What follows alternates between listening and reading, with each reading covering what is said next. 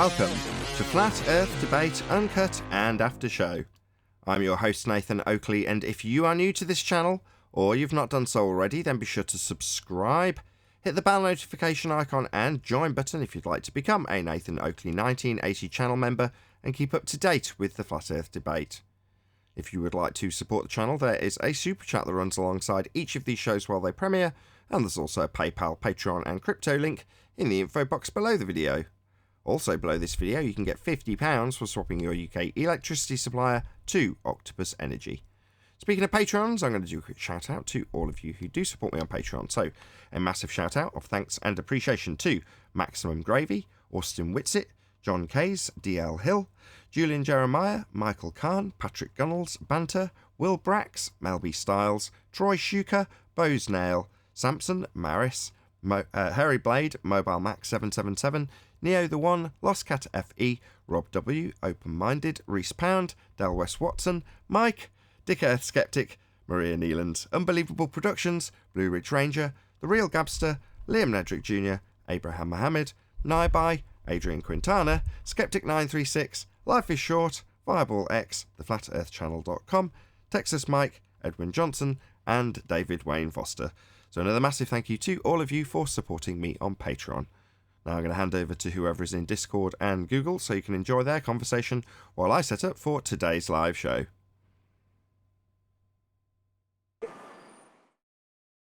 I didn't account for the 10-minute wait for the elevator. So, I may have a ticket on my car. Hey, John, how's it going?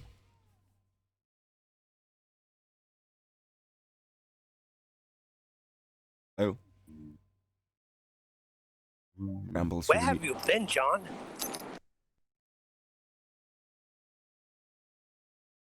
Mike's not working. Oh, there we sorry, go. guys. Hello. Good to have you. Mike. Yeah, it's just for today. I'm got a doctor's appointment. You're here today because you've got a doctor's appointment today, so you're not busy with other things, you mean? Yeah, I got work today. Fair enough. Well, it's nice to have you. Hey, We haven't seen you for a while. That's what I was going to say. You know when somebody's missing. When my wife asked me, where's the other guy, John, been? Here in spirit. What do you want? Yeah. Hey, Nathan, may I ask you a question? Which can? It's very... Check 1, 2. Hello, Eli. Hey, hello, guys. 10th.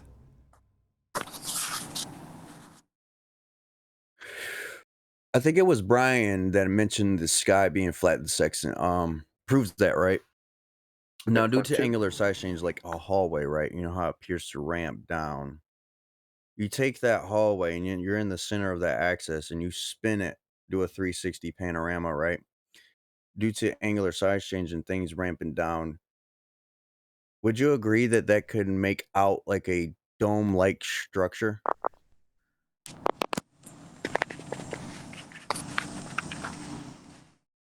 Tenth's causing a bit of background.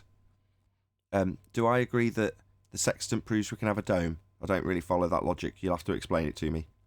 No, okay, so if I take 4 planes, right, and put them above me, and I take 4 other planes and put them further, but they're all level to each other, the planes that are further away will appear, due to perspective and angular size change, they will ramp down. They will appear to ramp down. You spin it in a circle, and it would appear like a dome-like structure, but it's just going in a circle. Just like how the ceiling in a hallway appears to ramp down to your eye level. And you Yeah. spin it and do a whole circle. That's what I'm getting at. Oh. Like an optical... why don't you do it? Yeah, I did do it. I did it with a couple Globers, and they get the understanding of how when they were looking at it, it was like, oh, wow, I see that. And they understood it, and then I showed them how you get that left to right, and then you look north, you get to right to left type of direction as well. All you've done so far is just describe how things do actually appear to us, though. Yep, sure did. I had Kosho actually, when I did do that, I got Kosho to finally admit that they can't use the sky anymore to tell the shape of the earth. I should have had it recorded. That's all good. So is that all you wanted to know? That what you're describing is actually is representative of what we see? Because it is.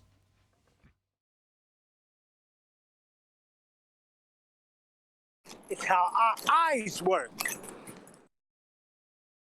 Sure is. He didn't make a further conclusion, so I'll make one. So further to that, the sky appears to be flat.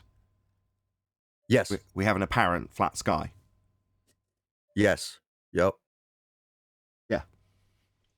It just due to our perspective and how angular size change works and things, how our optics work. It just appears like a dome in a slight sense.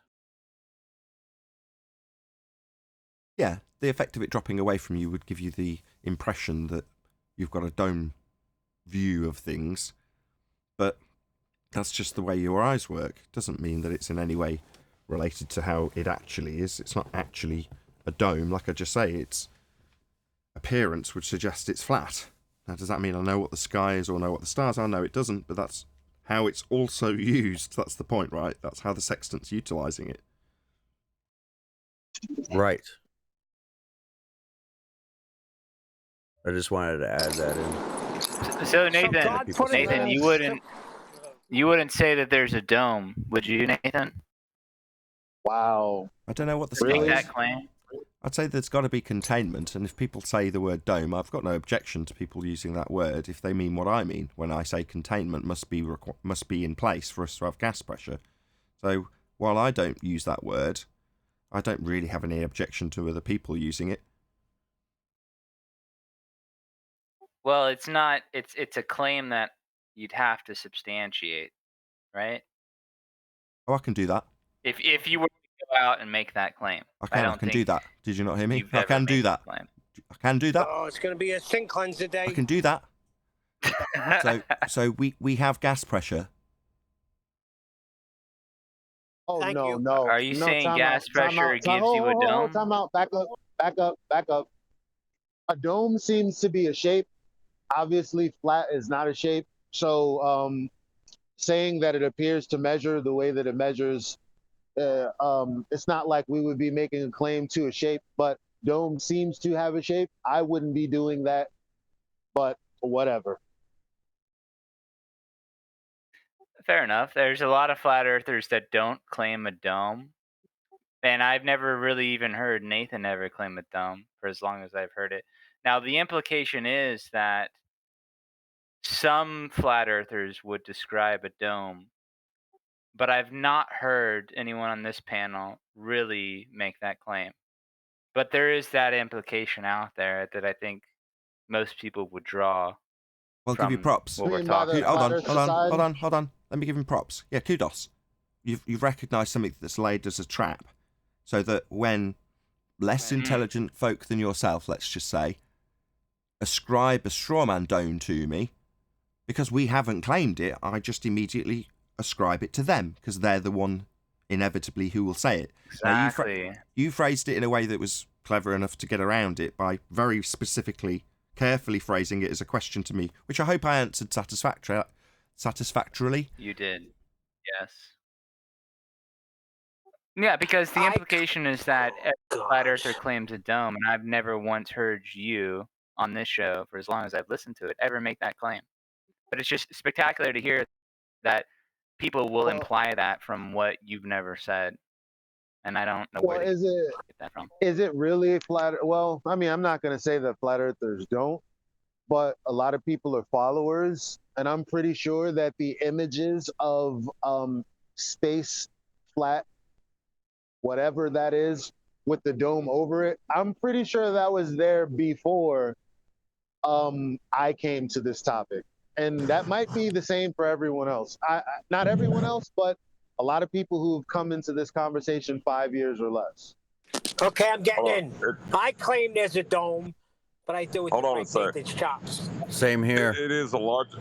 it's a logical inference to draw from you can't have gas pressure without a container to say that we are contained.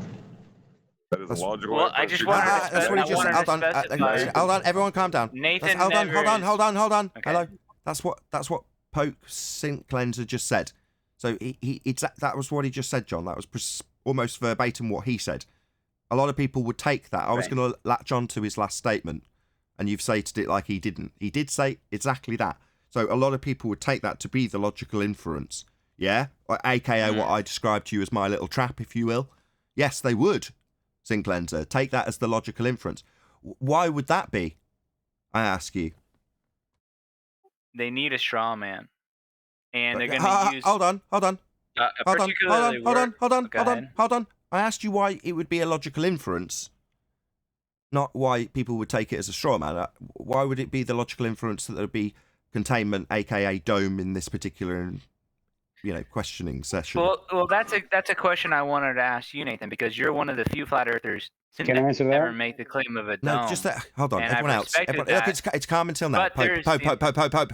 Trying to clear the airwaves for you. Sorry. Everyone else, just let him respond. Let's keep it nice and calm. If you do need to jump in, try and pick a gap to interject, to ask to jump in. Go ahead, Pope. I'm sorry. Well, I've just listened to this. I listen to the housekeeping a lot, and I've heard Nathan for a long time. He's never once, in all the time that I've heard him, ever make the claim that that container, which most flat earthers imply is a dome, I've never heard him actually make the claim that there's a dome. We got that. Most of the time, it's a glober straw manning flat earthers into thinking that they believe in that, and I've never heard Nathan ever say that. Yeah, we got all that too. So then you said most people would take that as a logical inference, and I asked why. Yes. Why? Yeah. No, I want you to expand on that. Why would you say that? Not about the straw man that people hold up. Why would it be a logical inference?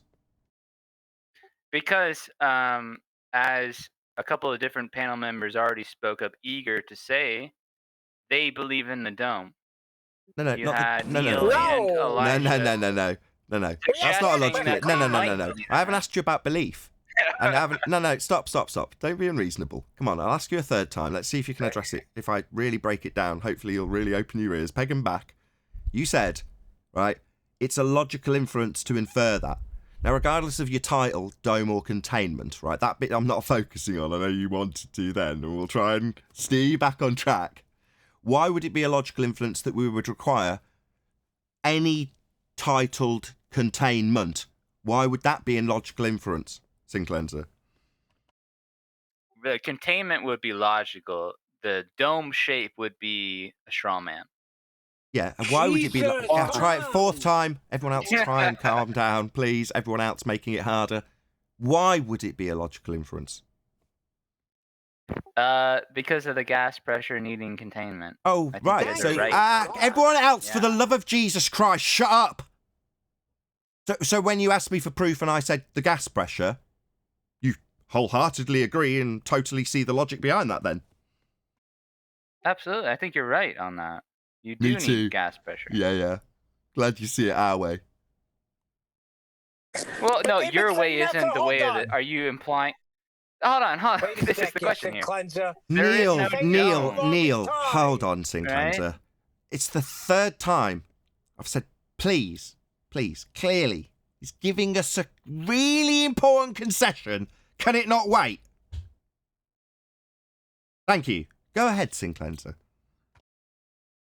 Well, listen, I'm right. I've listened to this show I don't know how many times, and I understand the gas pressure needs a container, but the needing the container as the prerequisite for gas pressure does not then therefore necessitate a dome.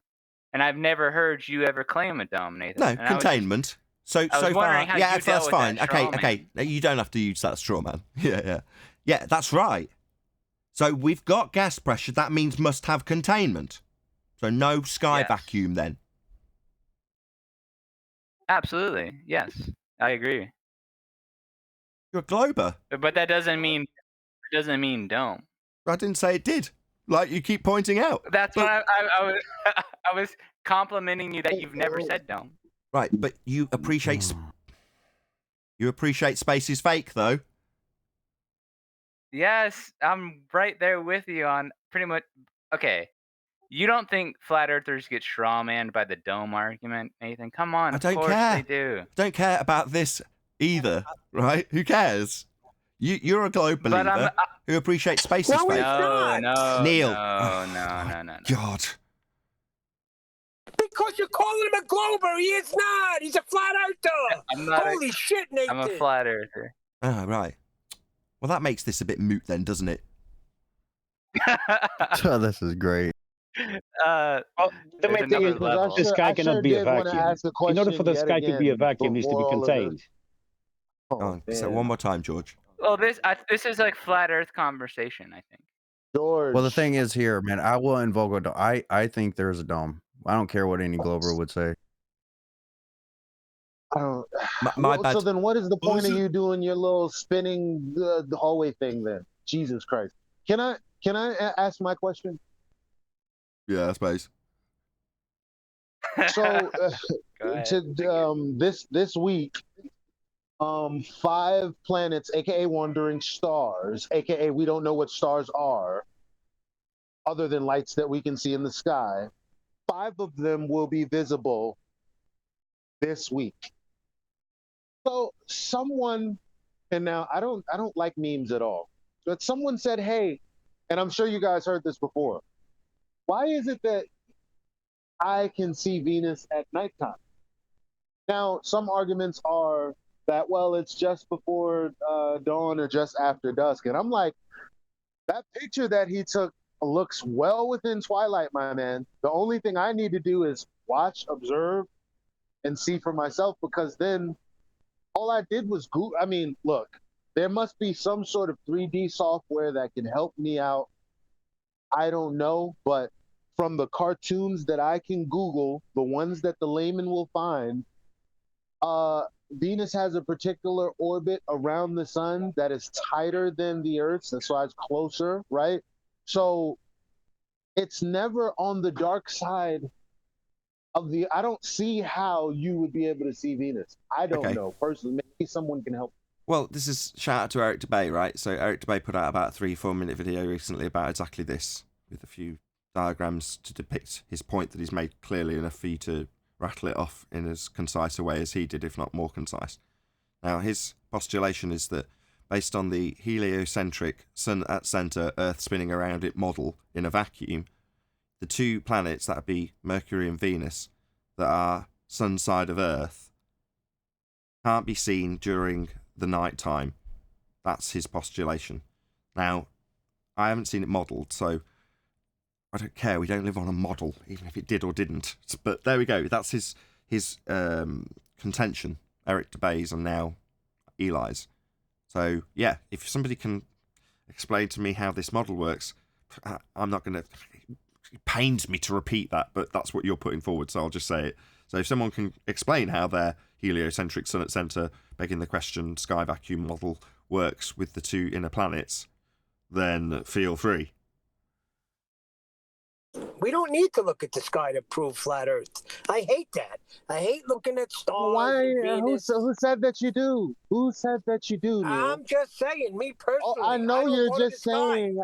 I know you're just saying. But I like to look at the sky a lot. So Beautiful. So do I. Today it was beautiful. There was a zillion stars out when I left my house at 4 then o'clock why this do you morning. speak up about things that you dislike Because for no I reason? won't. Because why am I going to look up to prove what I'm standing on? Okay, let me ask Well, you real a quick, I like question. to. Let me ask you a question. Hold on, Don. What Okay, what go ahead, does a Eli. plane have to do with heliocentrism?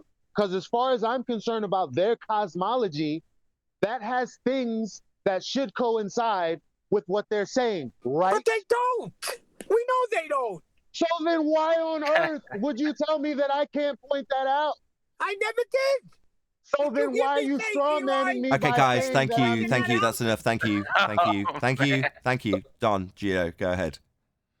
Yeah, I like to reel it back. Eli strawman my claim. Yeah, I used the hallway for an example, but I didn't give a description or shape to the dome. See, a dome could be flat. It could be any type of shape. Yeah, Still Eli. A dome can't be flat. Yes, it can. Well, I have I a If wanted it's flat to him, ask dome. then I'm a correct. question I about stand this too. corrected. Does Hold it? on, hold on. I'm interested too. Can I respond? Hold on. What's this flat dome you speak of? Go ahead. Flat dome. Yeah, canopy. A canopy could be flat with curved edges at the ends. Hold on, and that's a it'll still totally be a different word container. there. That's not Hold on. flat. Hold on. That's a different word. Just explain what a canopy is. Wait, hold on. How is that Lexus a Ferrari? Well, this here Lamborghini. No. Yeah, I'm into the semantics on this one. You need to give me a definition. Come on, To just the accept dome it. thing. I mean, doesn't the recent conversations about the sexton actually demonstrate that the sky has to be flat? It would appear so, yes. Yes. Yes, Like a, I agree. like a canopy. So that rules out a dome. No, Well, that's Rams. That's what I how was wide is the asking dome? them. No, it begs the question. Nobody how said wide? dome. Hang- Nobody has said Hang dome. on, son. So it begs the question: how wide is that dome? I want to correct See, something. a Dome dome has can been be said lots very of times. extremely wide and appear flat in appearance. I specifically asked Nathan Whoa, time if he out. believed Whoa, in a no, dome. no. Address what I've he never just said. heard anyone on this Address what panel. he Look, can just everyone stop said. rumpusing the globe believer? Pink. Go ahead, Single Lenser. Don't call me a globe believer. Flat earther. No, the Single I'm not a Lenser's dome just believer, wasting flat t- earther. But he's just I'm a wasting flat time. He's earther. not even going to Guys, address can everyone what... please clear the airwaves? Single Lenser wants to tell us all about his dome belief as a glober. Oh, Yeah, okay, so God. having listened to Nathan Oakley for several hundred episodes, I've never heard him once ever Hell make the no. claim. Hell no, Nathan. He's Arg- just going to Well, repeat I was himself. Come almost on. there, Exactly. Elijah. I know you're gritting at it, right? I've never heard Nathan ever make the claim that the sky is dome. You said this 10 times, Shin Cleanser. Come on. Yeah. Okay. So why are you guys presupposing that it exists? No, I'm just Only thing I suggesting. wanted to Can we do. rule Only it thing I out? wanted to do Nobody is made the actually claim. point out. Can I we wanna rule it talk out with to the sextant, I though? want to talk to Gio, please. Go He ahead. just said something, and I want to respond to the guy who actually said something. Go ahead, Eli. So you said a canopy can be so large that it appears flat. What does that mean? That it's not? Yeah, the center of it would appear smoothly flat. It will extend so far. The flat plane will be so vast. The shape of the firmament, the dome. I say firmament. Why would you but do that? the center of it will flatten out. That's how. Donnie, why would you do it's- that? You sound like a No. globe. Hold Why on, not? hold on. So you're saying it's so massive that it appears flat, though it's not. Let me get that clear. Right. It appears flat, but it's not. Right. No way. And how do you know that that's what the sky is? He doesn't. Containers Because have to the have way walls. the stars work now Okay, with what about a angular cylinder? size change. We need to hear his answer. What's that? We need to hear your answer, Don. Go ahead. With angular size change, right? Like the hallway, things in the distance appear to go below. Well, they meet eye level. That is flat. That would be a flat structure, a level structure, no point higher than the other. And it does a 360 around you. It would give that dome-like structure. That's flat, but it also distorts. It bends downwards, giving a firmament-like feature. Mm. And it hasn't clicked yet that this is the glober's argument for the supposed has. reason why we It haven't has. seen the curvature when it's locally flat, but it's obviously not flat. That's what I'm saying. But I do like the cylinder. You're not Leroy. saying that, Neil. You think you live in a dome world. What does the Neil. sextant tell us about the sky, though? We don't live in a dome world. All right? Nathan, We definitely have a Nobody container. ever claimed. There's no proof that we do. How could you prove that? Please, 10th man, help us out. How Yes, could you it's a prove we live in a Shin Cleanser day. dome? I mean, Yeah, good luck. okay. If you're gonna claim dome, Oh gosh. you're gonna have to prove it. I don't Containment. hear anybody claim dome. Can I get a sound check, Well, Nathan? I don't like flat Earth Come in loud and strawmans clear, that 10th. we all think that we live in a dome world. Hold on. Let's just get 10th man sound check done. Yeah, Nathan, I'm in a different place today. I'm just wanting to make sure I don't disturb the show. I'm on my phone. Is this coming in good? Sounds good to me. Okay. I put 2 slides in Master B. The celestial sphere is their rhetoric. Okay. They have that imaginary celestial sphere.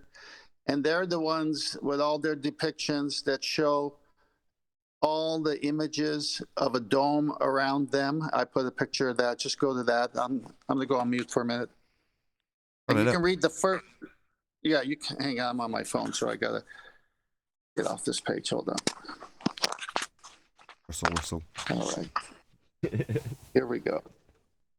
Yeah, there we go. All right, so you see the picture of the blue plane with the 4 cardinal points, and then the dome. You see that? Is that the first image? Yeah. Yeah, I got that up. Yeah. Okay. So, who put this up? Why are there so many that look like this? This isn't a flat Earth claim or cite. This is how they say the sky appears to you. And this is, you will see these images everywhere. Now, if you go to the article, in astronomy and navigation, the celestial sphere is an imaginary sphere of arbitrarily large radius, concentric with Earth. That's, see, concentric with Earth. Okay, they're trying to say it's the same sphere. Earth, all objects in the observer's sky can be thought as projected upon the inside surface of the celestial sphere, as if it were the underside of a dome. Done. Ooh.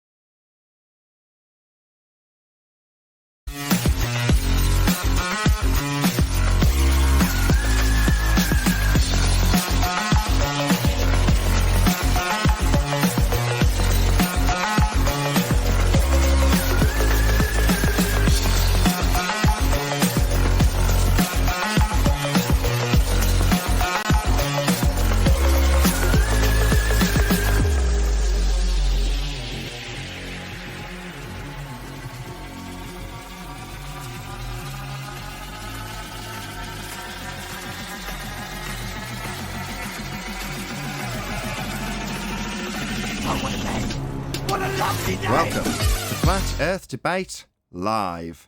I'm your host Nathan Oakley, and if you are new to this channel, or you've not done so already, then be sure to subscribe, hit the bell notification icon and join button if you'd like to become a Nathan Oakley 1980 channel member and keep up to date with the Flat Earth Debate.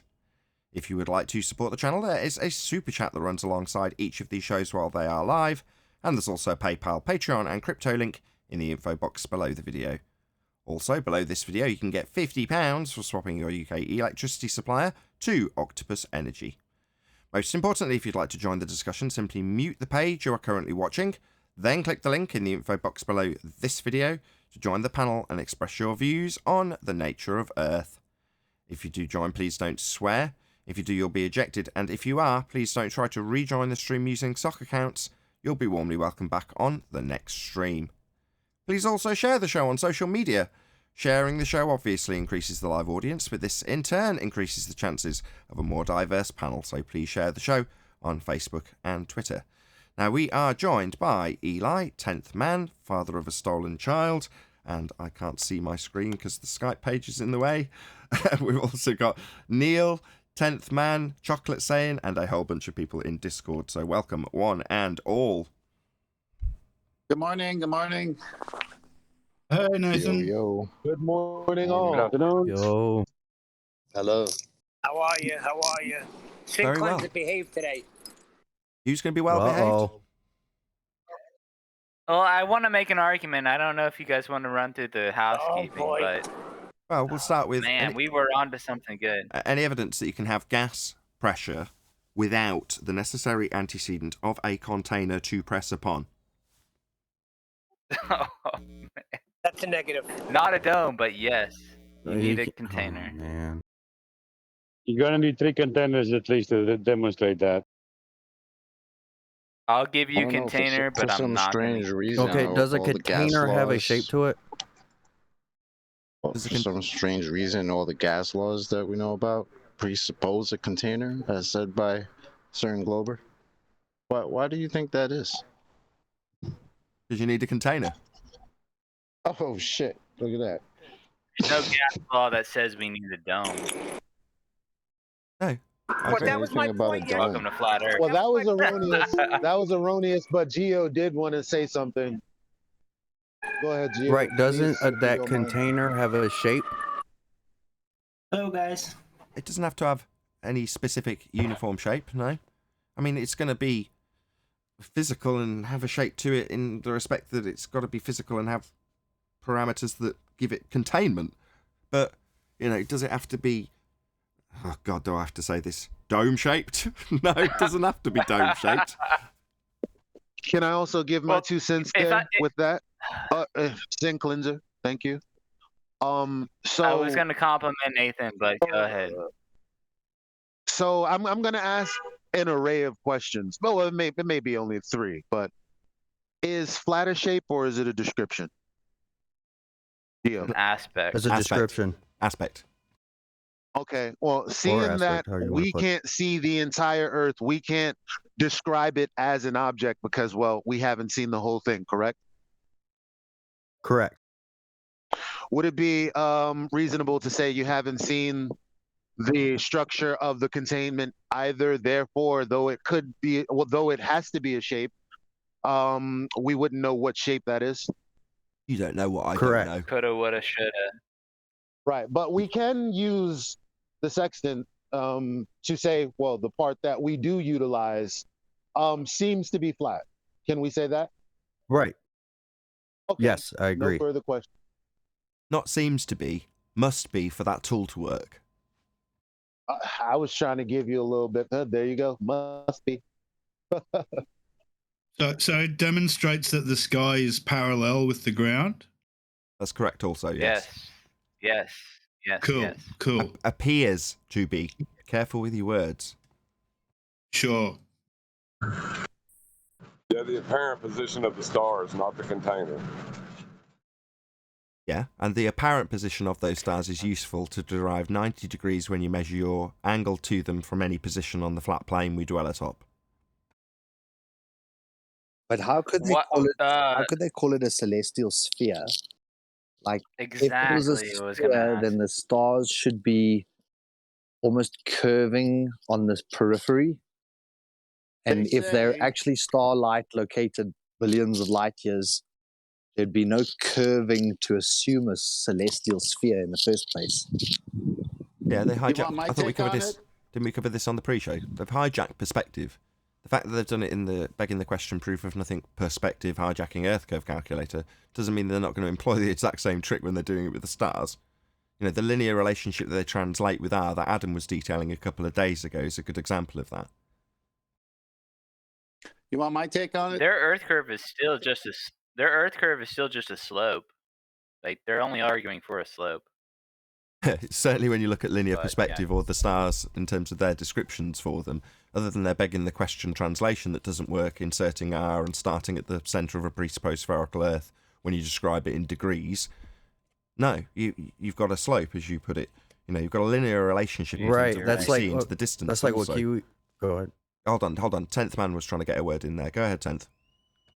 Yes, we just read a citation that said it's an imaginary sphere. They even admit it's an imaginary sphere. They use it because they're ballers. Now, what Nathan's answered is the correct answer, which is perspective. See, the perspective is as you get further away, and we know what happens as you get further away. That's our argument. And so that what they're using it for is to kind of get rid of perspective and say, this is the way it is. Mm. Meanwhile, the Globers Yeah. are now telling us perspective, guys. Hey, you guys forgot about optics. No, that's the anti-flat earthers that are telling us, oh, perspective. and we welcome to them flat Earth when they do so. Well, I noticed Nathan called out once, and I think it's one of Nathan's best arguments on this show, and I know a lot of the panel members also echo that opinion, is that the Muppet Vision worldview really sneaks in a whole bunch of different aspects of reality that they can't talk you into based on perspective. So they have to sneak in a lot of their worldview through the Muppet Vision trick kind of thing, and that's it's good to call that out though. Yeah, they've started doing it with Double Team. So they've got Rumpus and Bev, and Rumpus is insisting that a Muppet Vision representation with an R assumption is going to be utilised for every explanation, and it must be accepted thereafter once presented. Then he takes a sidestep as George Netanyahu comes in and starts talking about optics, very separate from the optical exclusive Muppet Vision that Rumpus is insisting on using. So George discusses the optical elements. Rumpus insists on begging the question with Muppet Vision. It's like it's very amusing to watch. Well, if I could reel it back when you were talking about linear functions, right? Shout out to Kiwi for this though, and 10th Man might be able to point this out as well. So the angle to Polaris will change 1 degree every 69 miles, right? Yeah, this is a little crossroads, but yeah, go ahead. So it's a linear. Isn't the vertical drop 8 inches per mile squared? That's correct. Are squared functions linear? Yes, that's correct. They give you a suggestion at this point. They'll give you a suggestion that it's still moving around a sphere because, well, degrees, right? We're not going to rehash this. We covered this extensively the other day. Yeah, they're just giving you a slope. That they didn't account for refraction. We found out that they didn't know how to account for refraction with Alberuni. So I don't know how they can claim that refraction does this or that if they never even implied it to begin with when they first made their claim. No. Careful again. When you say Alberuni hasn't accounted for it, he can't and must not be considering refraction. He's measuring geometry. So it's absurd to say, well, did he factor it in? No. He's measuring geometry, right?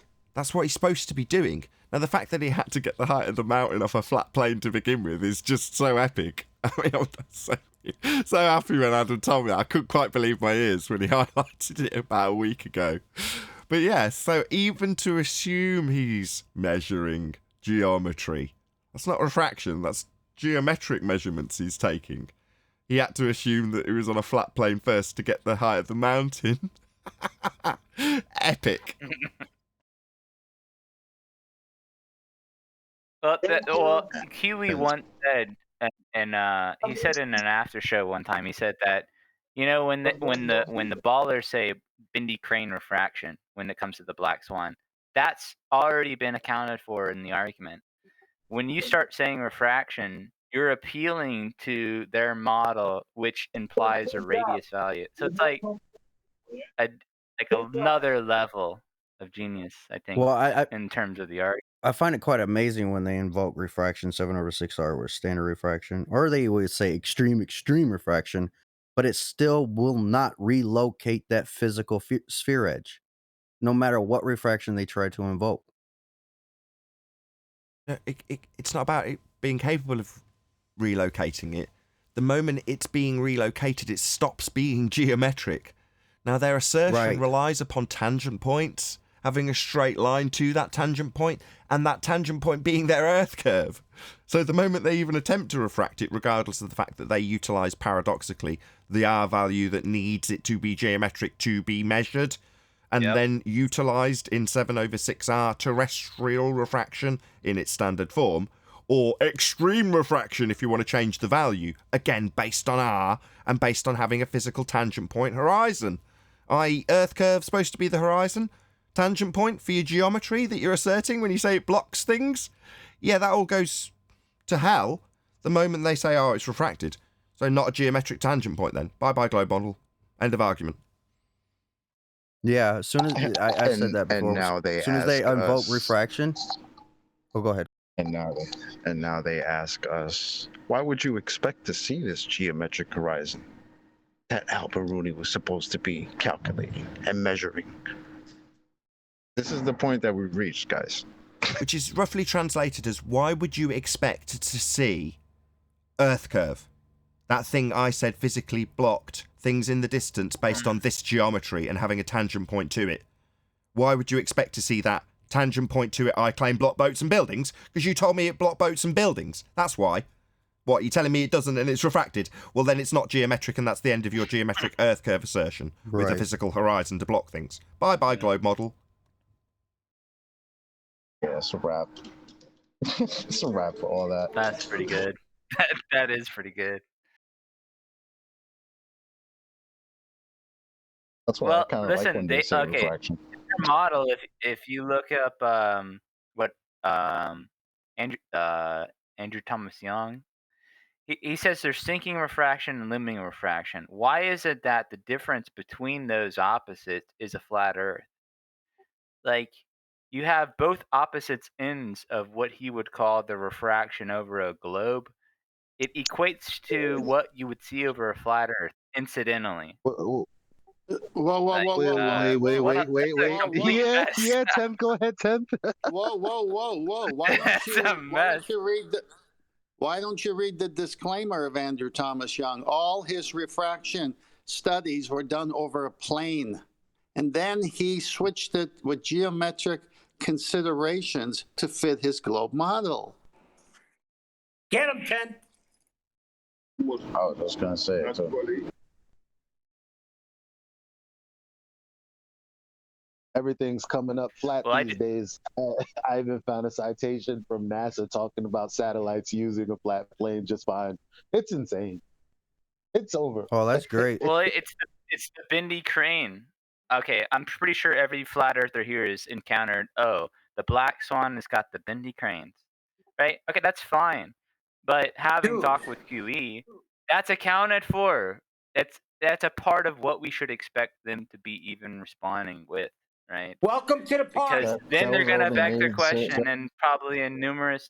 Go ahead. Ober, who really tried to assert that, as far as I know, and like the other ones just latched onto it because they all realized they didn't have any geometry to their sphere edge.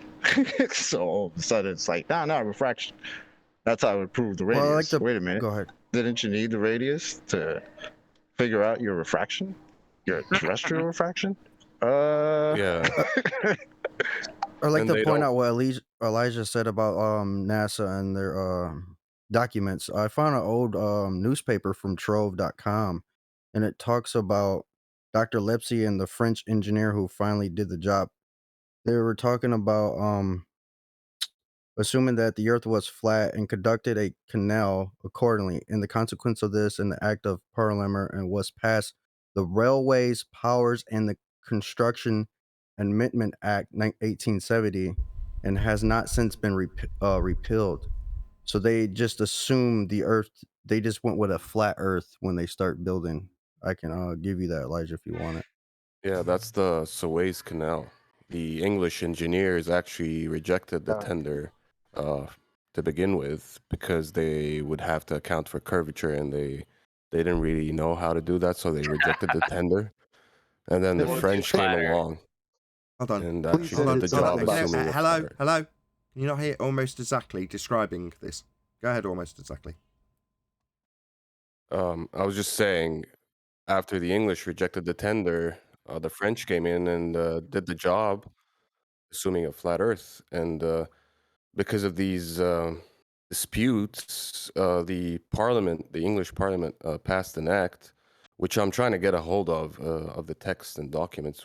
I can't find it anywhere. I can find the record of it, that it does exist, but can't find the Hold on. the debates. Don't tell us about what you haven't found. Just tell us what the act is and why you would want to find it. Go ahead. Well, the act allegedly forbade any allowance for curvature when building things like railways and any construction, which is pretty funny. They forbade That gives credence. That gives credence to what Brian's been saying about if you have a curved radius, then you would have a larger diameter circle that they don't account for. And I did question him. I was like, well, curved paper, flat paper, isn't it the same? And he explained to me no. And now what you're saying, it seems that other people that are actual engineers are like, listen, bruh, I'm paying for this flat piece of material right here. I don't know what you're on about, but I'd like a receipt for this, please. Yeah, they passed the act so no more engineers would reject tenders based on that claim, and it was allegedly passed in 1870. Hopefully we'll have Tender some like sleuths. money? Hold on. Hopefully some sleuths in the audience will dig this out if it exists, and it'll come to surface, or it'll be pointed out that it's a myth, whatever. We'll find out, I'm sure.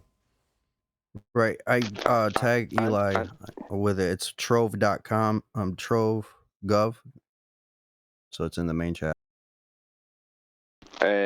Just on what Eli said there, that is if they're taking a chord through, if they're presuming a flat by putting a chord through their part of their globe, then the arc is more than the chord in distance, so it doesn't work on the surface. They could, if they were going to build like and assume curvature, it just won't work because it's just not curved. That's the bottom line. Trying to assume curvature, you'll end up going down underground. So it'd be the opposite. You'd be digging down into the ground to assume your curvature.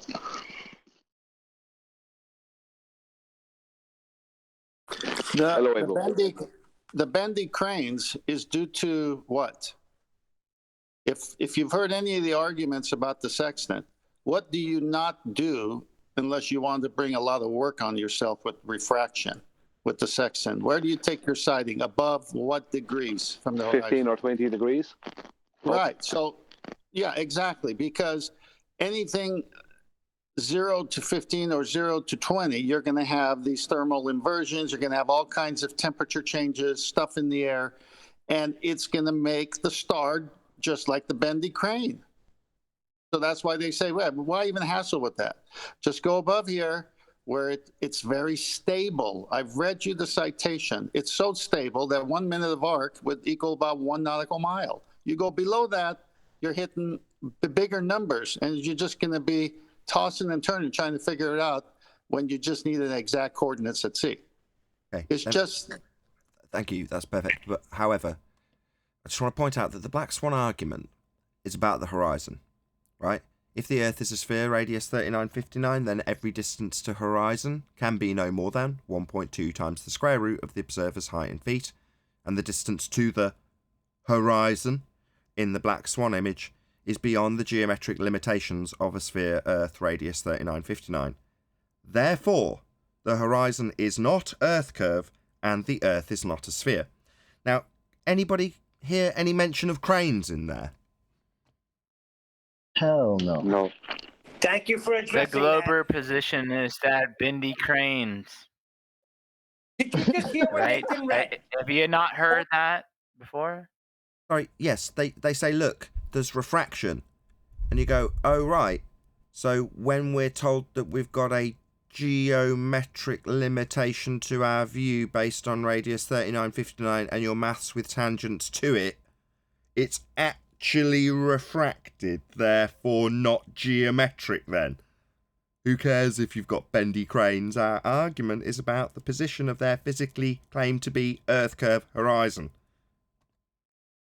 Yeah, it's about, is the horizon geometric? No. That's it, isn't it? And you want them to say refraction as well. Earth curve is... You really do want them to say it. Earth curve is the geometric horizon. You know, you look in their maths, and it's marked with an X, labelled horizon with a straight line to it. Earth curve is their horizon, and it's geometric by their claim. They bring up their geometry to tell you how much it's physically blocking stuff. And then they what? Tell you that it's actually a refracted non-geometric position that can't be measured to get R, and isn't physically blocking things. So what were the boats and buildings blocked by? Refraction was blocking them. So not Earth curve then? Well, it couldn't be Earth curve Nope. because apparently the geometric horizon only exists in the math. My response to that, They're we happy. only have one horizon, and the horizon in the begging the question proof of nothing perspective hijacking Earth curve maths is physical and is geometric. It isn't the horizon that we experience in reality. The horizon is not Earth curve. Would it help anyone if I made the assertion, the actual positive claim that starts this entire argument that a Glober would make? Yes, that would be helpful. The assertion is that we live on something with geometry, and you can measure that geometry by measuring a dip angle to the horizon and using a tangent to that point to derive a radius, assuming the Earth is a sphere. What's a tangent? The tangent is a straight line to a right triangle. And what's a tangent point? The point where that straight line meets the sphere. And the point where that's straight, that's not refracted. Refracted means deviated from straight. So to be geometric, as per the Earth curve claim, you need a straight line to Earth curve. That's the tangent point. And what's that labelled as? It'd be labelled as horizon in your geometric maths with its straight line to it. So the moment that line's bent, what's that? Refracted, deviated from straight, you've no longer got a geometric claim anymore. So no more physical blockages to boats and buildings. Well, if Al-Biruni used any Euclidean geometry, then technically there was no way that he could do what he claimed to do, as that does not have anything to do with a spherical. I just thought of something. Because humans are dumb, but not that dumb. But let me elucidate what I mean. So Al-Biruni is said to have done this, but we all say if he existed, obviously because there's no primary sources for his existence. Or so that being said, when did the radius actually come into being? Because wouldn't have people figured out that the horizon isn't Earth measured or geometric? That's what's happening now. That's what's happening now. Stacey, hot mic. No, that's what I'm saying. But we needed 3959 to say that. So I'm wondering when exactly that came into play. Based on primary sources. In terms of when it was first asserted, we can only go by what they tell us, but in terms of when it's first measured, that's Al-Biruni. So that's what we focus on. When's it claimed to be physically actualized? That would be measured in physical terms. That's Al-Biruni. So prior to that, were they saying it's a sphere? Yeah, they say it's been claimed to be a sphere for all eternity, basically, don't they? We've always known, is what they claim. So if you want to peg that down, you're on a wild goose chase. When's it measured? And I want, if he is willing, John to repeat exactly what he said before because of the significance and importance I want to lay to it upon repetition. You still there, Father of the Stolen Child, aka refracted curvature? Yeah, I'd just like to say real quick that if you don't measure it, it's not real.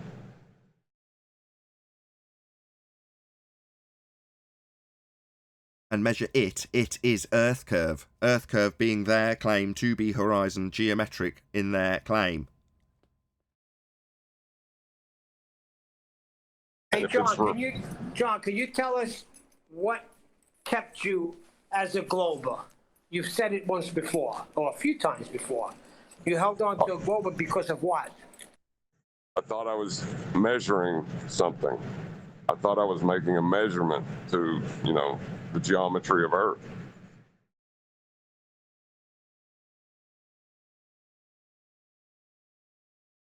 And what made you realize that you weren't? Because it can't be refracted. It's a constant in the mathematics.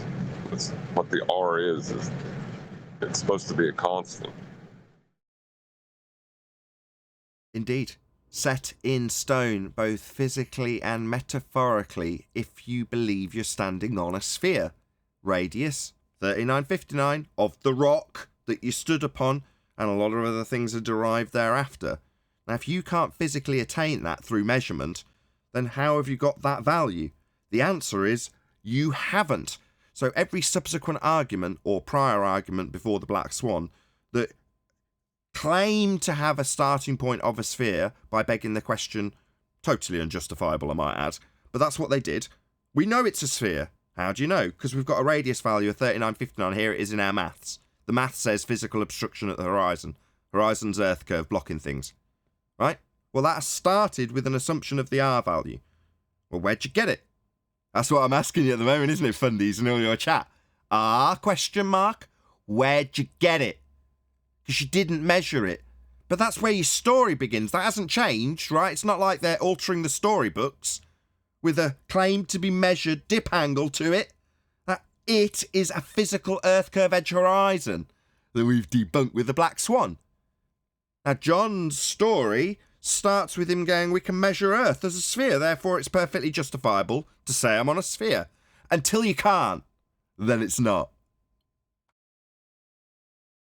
I'd just like to say that the answer John gave is not 100% correct, or as correct as it could be. The answer is actually honesty and acceptance. That's what changed the whole thing. On a what? He could see this honesty and acceptance, because he could see the same exact proof and be not honest about it and not accept it and just be the same as the rest of the anti-flat earthers. I was going to say that because John doesn't have pride. So when it came to reality, he faced reality. Everyone has pride. It's just a road you pick. Do I want to skirt the road of the hill I've just rolled down, which was a road that is littered with people in pain? Or do I want to veer off that road and just realise that I don't know a lot of the things I thought I did? Why skirt the hill and tell everyone that it's still a sphere in the vain hope that you can scramble back up the hill to ignorance? You can't. Once you're here, and I'm sorry to say this to a lot of people, I mean globers that have only just recently realised what's going on around them and suddenly become anti-flat earthers without realising it and fighting for it. I'll give you an example, right? Pat Brittenden. And dragged into this, and suddenly he's an anti-flat earther without even realising it. Yeah? Neutral my ass, he's just made a video about Antarctica. Anyway, that aside, he's suddenly rolled down the hill. I bet he didn't want to. He was in blissful ignorance. Based on his attitude, he was like, yeah, we already know. This is laughable. Yeah, and you're like, yeah, but what you don't appreciate is just by having this conversation and being in this arena, you're rapidly rolling down that hill now, aren't you? And now what are you doing at the bottom? Telling us how anti-flat earthers have got a misconception about Antarctica? Yeah, that sounds very much like you're at the bottom of the hill, hoping to climb back up to ignorance. You're never going to get there. Unfortunately, it's just a very littered, horrible, nasty, swampy-ridden, filthy cesspit at the bottom of that hill. Now, like I say, you can skirt that hill forever, or you can wander off into the green pastures of not unfortunately knowing what everything is anymore. But it's a lot happier. Well, I assume it is from my perspective, it certainly is. I hope John will now back me up with that. Oh yeah, there's some wonder to reality now. Perfect word. Hey, Nathan, I've got some slides of mastery I'd like to go over. Okie dokie. You could start with the cone-shaped flagpole circle of equal altitude. The angle on top of a sphere with true altitude and observed altitude. Is that the one? No, keep going down till you see a blue slide that says circle of equal altitude, and it's got a yellow flagpole with one circle. Okay, got it.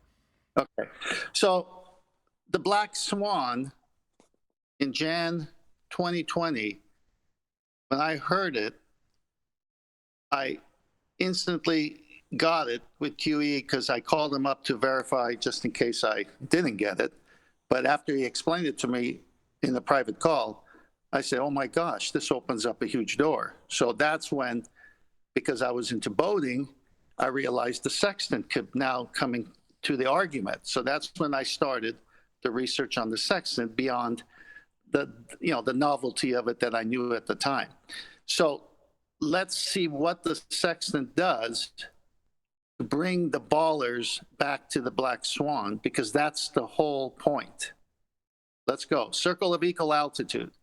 That flagpole, or you can call it the sun, is directly over a spot on the earth. And it creates a circle of equal altitude. Anyone on that circle has the same degree distance to the GP, the geographical position, the altitude, the zenith, the 90. These are all synonymous. When they say altitude, that means 90 degrees, folks. Zenith, that means altitude. They all mean directly over a spot on the earth. Go to the next slide. The next slide shows how their Muppet vision wants to tell you how this works on the ball.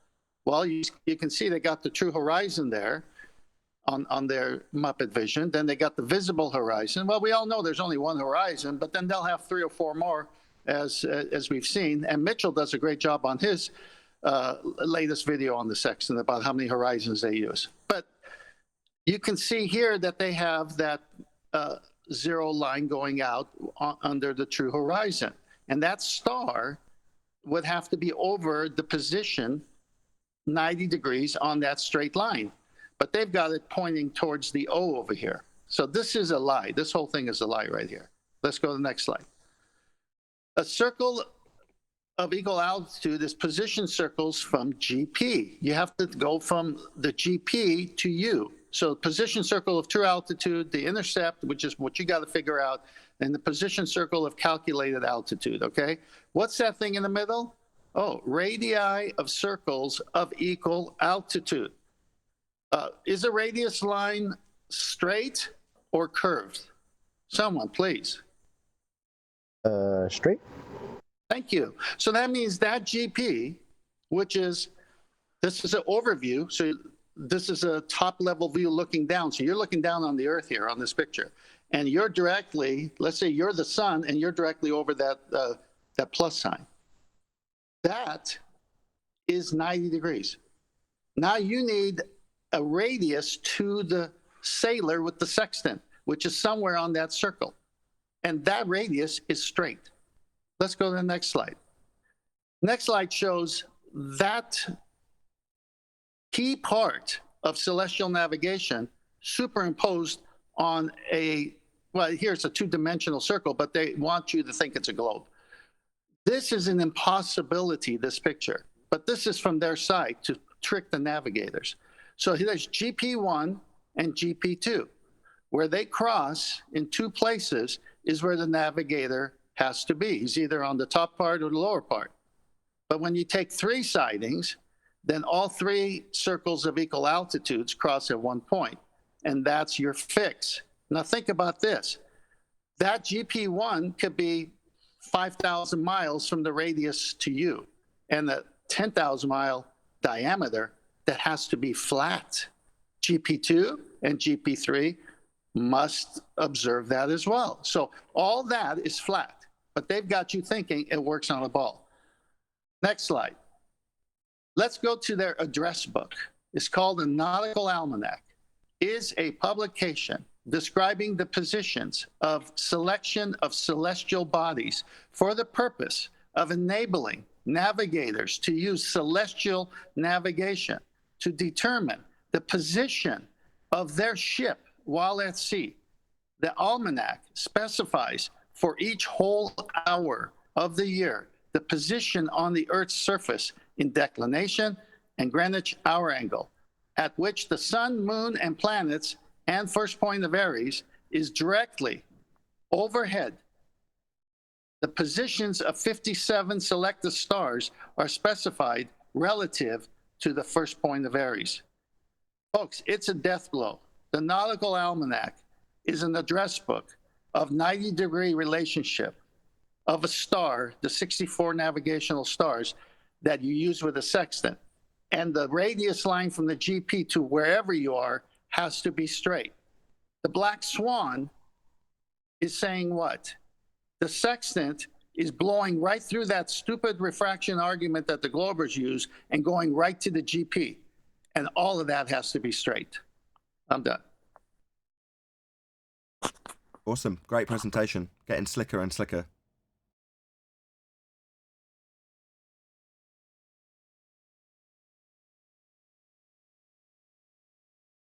Yeah. Go ahead, Brian. As we have a moment of silence for the death of the globe.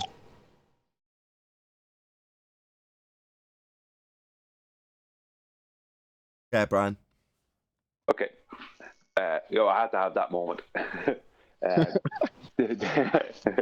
The diagram with all the different horizons in it. Is that not the craziest heap of nonsense ever? I mean, the visible horizon. Like they just use the fact that your oil line is making parallel with the ocean. Right, the ocean is a one flat line, and the oil line is another flat line. That's why they have the horizon dip correction for sextants of the deck of a boat, and they then take this what they call a visible horizon, and they bring it down as a tangent to their sphere, and it's going off down like below your feet. Like it can't go below your feet. That's the whole point. As in, if you're when I say below your feet, sorry, it can't go below the sea level.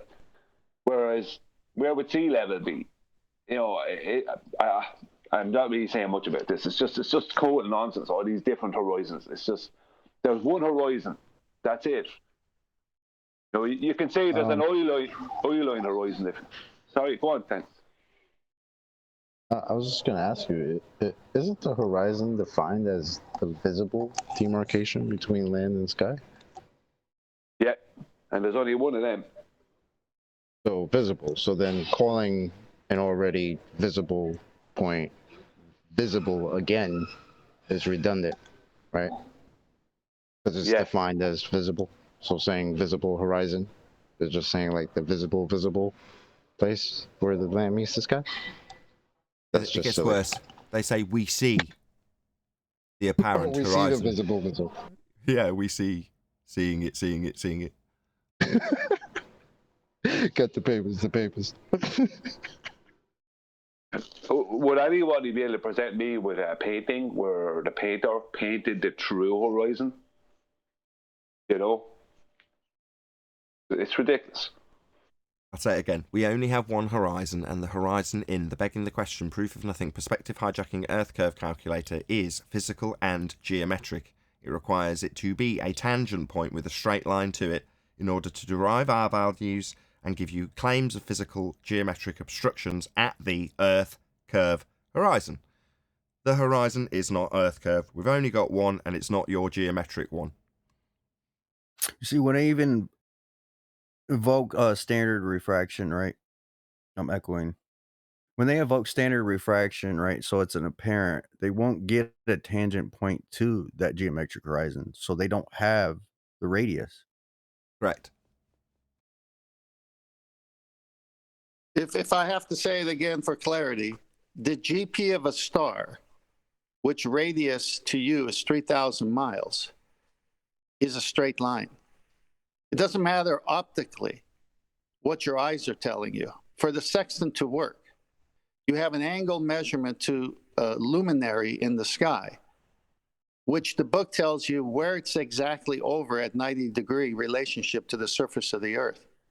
That's a perpendicular relationship, which means from the GP to you, that's it. It's one straight line. It doesn't matter, refraction, no refraction, because your eyes can only go, 3 miles, 4 miles, and the higher you go, maybe more. But you're on the deck of a ship, maybe 10, 15 feet if it's a private sailboat, 40, 50 feet if it's a big old ship. You have to minus that footage, as Brian said, to get to sea level. Once you minus it, the sextant puts you within a half a mile to a mile of the GP of the star. That is impossible if it's curving away from you. And radius lines don't curve. End of story. Yeah, when you do the horizon dip correction, you're stopping things being optical and you're making it geometric then. You're making it physical because you're putting that line onto the surface of the water below the boat. So it's not a case of you think you're looking in a straight line. It's that you are putting that vertex onto the surface of the water below the boat to make sure the base of that vertex is running along in a straight line along a straight horizontal plane, a physical horizontal plane. There is no refraction involved in that part because you are taking all refraction and all everything else out of the equation by putting your what has to be a straight line that could stretch for hundreds and thousands of miles in straight out towards the horizon and past. You're putting that onto the surface of the Earth. So that's the horizon dip correction takes away all optics out of the Just to expand on what Brian said. So if you're taking the measurement and this circle of equal altitude diagram from any of these positions, so let's just pick one. It doesn't have to be any particular one, but we'll say this one on the left. If you're on a boat and you're taking the measurement from a tower, so let's just say it's up here approximately. I'm going to shout out Ben in a second for his super chat. Thank you very much indeed. Then you've got to correct by a height adjustment, also called dip correction. Don't quite know why, but there we go. It's called dip correction, but it's a height adjustment so that the position that you're actually measuring your angle from is actually taken down to the deck. So it's basically a height correction so that you can get it with this straight line, which is where Brian's statement about it not including and can't include refraction is totally correct, because this is a straight line. It's going to meet the GP at 90 degrees. It must for this calculation to function. In other words, from your feet to the GP of the star must be a flat, straight line to do this. Can't be any other way. Now, it skews the measurement if you take it from here because you're slightly above the deck.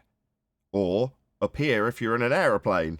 Same thing applies. You've got to take it by way of an adjustment to the deck so that you can have an actual straight line meeting the GP on the ground at 90 degrees at this position in this diagram. So that's what Brian's explaining. So if your GP to the star is like, let's say 2,000 miles away, is that 2,000 miles local? Well, that, if you want to call it local or otherwise, means that you've got a straight flat line between your feet when corrections are made for how high you are above the ground to wherever that star is located. So it's a flat straight line, 2,000 miles in radius. So you've got a massive area of flat land that you're dealing with at that point. For it to work, it must be that way. Therefore, Earth's flat. This is a great flat Earth proof. It's also a great globe killer because it can't be done if the ground's curved. Because if the ground's curved, where are you going to get the straight line from? Where are you going to get the 90 degree from? You're not. The answer is it can't be done on a curved surface. Earth can't be curved. This wouldn't work. Has to be flat and is, by the way it's functioning. Yeah, by the sheer fact that the Nautical Almanac gives you the GP, which is the address of the star when it's at zenith over Earth, is telling you, you can relabel that book to this. It's the 90-degree book. It's a 90-degree book. The whole almanac is about 90 degrees. It's about altitude, which is 90 degrees. So when they say don't say 90, it's over for them because they're running away from the truth here. The book only tells you where that star is when it's directly overhead. It doesn't tell you where that star is at an angle. You're the one at an angle looking at it, but you need to know where it is exactly over the Earth. So the whole book is an address of stars with a perpendicular relationship to you. And what is a perpendicular? A right angle? Nobody wants to answer in case it's rhetorical. I'm going to do a shout out to Ben White at this point because it's perfectly pertinent to what you've just stated. The sextant destroys the globe religion. Thank you, 10th Man and everyone else on this show for all your hard work. Yet another proof for flat Earth. Add this one to the long, ever-growing list. Thank you very much indeed for the super chat, Ben White. Yeah, I mean, you have two zeniths going on for your first angle, right? You have your zenith as the observer, and you have the zenith of the star. right? Those zeniths have to be parallel to each other for this to work, because you're making a 90-degree angle with the water beneath your boat, and the almanac is making a 90-degree angle with the surface of the Earth beneath at the GP of the celestial body, the star or sun, whatever. So that's two 90-degree angles. So those don't work. I sent you a diagram there recently, Nathan. I had in a video, and I show we have two 90-degree angles on trying to put them onto a curved surface. You end up they're like swords crossing. Though that doesn't work. There's not swords crossing. That line at the bottom, you're making basically a box. So you have a zenith, your zenith, which is one side of the box. You have the star zenith, which is the other side of the box. You have the line underneath that is meeting between the bogey. That's the base of the box. And then you can draw a line along the top of the box, and that will be the top of the box. And then you'll have your angle from your position to where the star is. And and your angle then you can bring it up and down the side of the box, whichever. But the point is that you have two 90-degree angles that have the same baseline, the same base. So that base is not like two different bases like swords crossing. It's one base that both of them are connected to. Right. One straight. Hold on, Chocolate. So I've just because I've got it on screen. So what Brian's been describing is a straight line that runs from this star in this example to the ground, and then a flat line running to your position. Now, if I was to add a second star at this point where it says meridian over here, and say I'm going to use that as the second point to triangulate, the same principle applies. This star that I'm now inventing on this line is going to have a straight line to the ground. Now that line is going to run parallel with the line that runs from the star that's actually shown as being measured. So we've got a straight line here, and Brian described a straight line for the zenith of the gentleman in this example. And over here we draw another straight line out to the GP of this star. And all three lines, i.e. the straight line that's coming down to the ground, which is flat, meeting his position, the straight line that comes down for his zenith that meets the ground, and that line that goes out to the GP of this star, flat, all are parallel. Now, if you're doing it on a curved surface, Brian describes that as them crossing like swords. They can't, don't, and are assumed not to be in order for this to work. They're all parallel. You've got streamers dangling down, or plumb lines dangling down from every star that's capable of utilization for triangulation. Therefore, all of them are running parallel with one another and must be for this to work. Nathan, I got your two favorite slides in Master B that you can use to really show what you just said.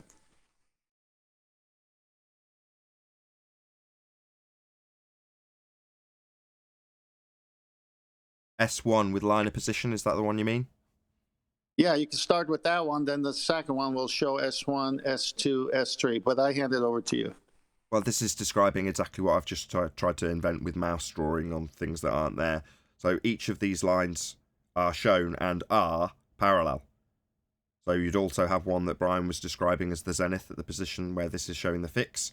You'd have a straight line that ran parallel to the other three that are depicted in this diagram for S1, S2, and S3. So a straight, flat area.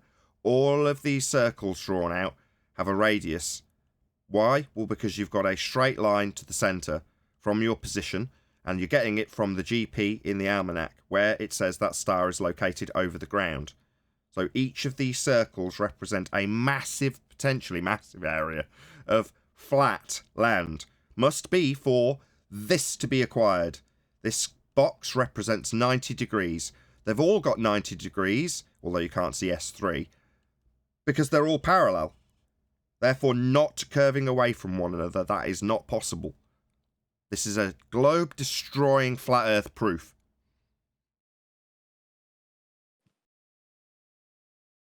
Yeah, anyone can take a football right, or a basketball, and take two protractors and put them onto the basketball at two different points and see if the bases of those protractors meet in the middle exactly. They won't. They'll cross like two swords in free space. You can't have that. It's impossible. Right. Hold on, just one second. Harold, Jay, did you want to add something?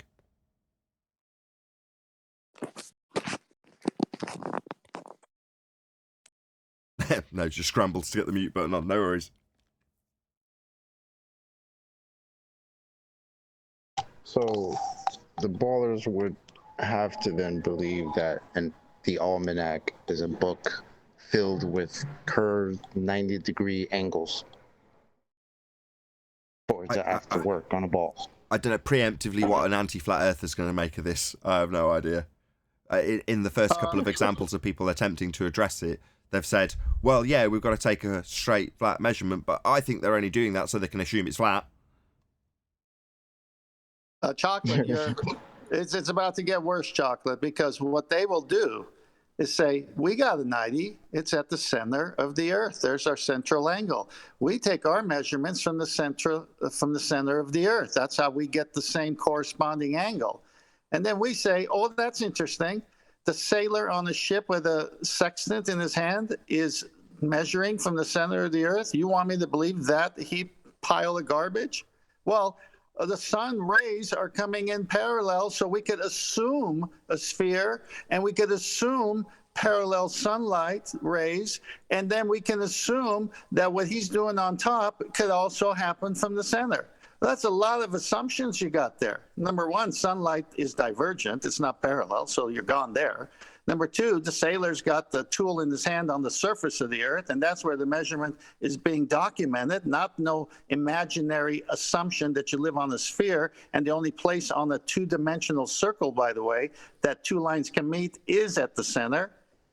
But you're actually using a sextant that works on the surface of a flat plane and transposing it to a two-dimensional circle and saying, see, as long as we get the sun rays coming in parallel, as long as we assume we're on the sphere, oh, by the way, don't pay attention to the black swan. We don't need that geometric horizon. They're so gone. Tank, you don't know about the 2021 sextant that's got a center of the Earth mode? So you just flick the switch and so no angle then, right? Two straight lines for an angle? No. It also in center of the Earth mode, it changes angles requiring two parallel line or two perpendicular lines to curved lines. It's great. It does everything, man. It's the 2021 section. Have you guys heard the rebuttal where they say that the globe earthers claim that because it's locally flat, they can use that flat base, and that it's only on larger scales that it curves and then would become inconvenient for the sextant. So for small local measurements, what about if I say, hang on. So the GP that's 3,000 miles away, is that local? Well, they haven't defined locally flat, so you'd need to get an actual measurement of what locally flat is, or an actual amount. Like, is it 15 miles of absolutely flat? Is it 2 miles of absolutely flat? Is it 1,000 miles of absolutely flat? So locally flat means nothing. That means I'm pre-assuming a sphere and putting a tangent plane onto it and pretending that I can work with in reality and still think I live on a sphere. Yeah, using flat assuming a tangent, meaning tangent to the physical geometric sphere edge horizon. Geometric in nature, straight, not refracted. That's the tangent bit when they say tangent plane. But then, it's okay because I've assumed first that we're on a sphere. Now I'm going to go forth and do everything flat because it is actually a plane I'm going to be measuring and dealing with. And I'll justify it by saying, no, tangent plane, assumed to be on a spherical surface flat plane. Therefore, that's all cool, right? Oh, no, not really. You're actually dealing with a flat plane then. And we're showing that when you do that in terms of triangulation, it's tens of thousands of square miles. That's all considered flat. Yeah, that means it's flat. Doesn't mean that your presupposition of a tangent to the plane, flat surface that you're actually going to deal with means anything. Just means that you've got a fundamentalist religious presupposition that stands before anything that you do, even if what you're going to do involves it being flat. You'll still assume it's a sphere, fundy. Just a quick shout out to Flat Earther. He says, it's a fact that we are one beautiful family in the centre of the universe on a non-rotating flat Earth. Thank you, Nathan Oakley, for destroying the globe zombie animal mind. And then a thanks. Thank you very much indeed, Flat Earther, for the super chat. I really do appreciate your support. Hey, I've got a. Can I say something? Yeah, go ahead, Armin. Right. I just got back. So the thing about locally flat is it should be asked, when you say locally flat, do you mean actually flat, or are you just taking it as flat? Because if it's actually flat, that's going to have some geometric consequences in the whole geometry of the globe. So if it is literally locally flat, then where's the corners? Right, your point for me to ask people to stay tuned if they're watching on a premiere, to say that if it's flat, you're going to have some geometric problems to face. Yeah, I'd definitely agree with that, Arwin. But on that note, I am going to say, if you are watching this on either Nathan Oakley 1980 or Nathan Oakley premiering streams, then stay tuned, as there will be an after show to follow. Fortunately, if you are watching this live, this is where we bid you farewell. A huge, massive, enormous thank you to all of you who smashed the super chat, liked, commented, shared, subscribed, hit the PayPal link, joined as a Nathan Oakley 1980 channel member, and all that good stuff. Once again, stay tuned if you're watching on either premiering stream. I've been Nathan Oakley, and I will see you all in the next video.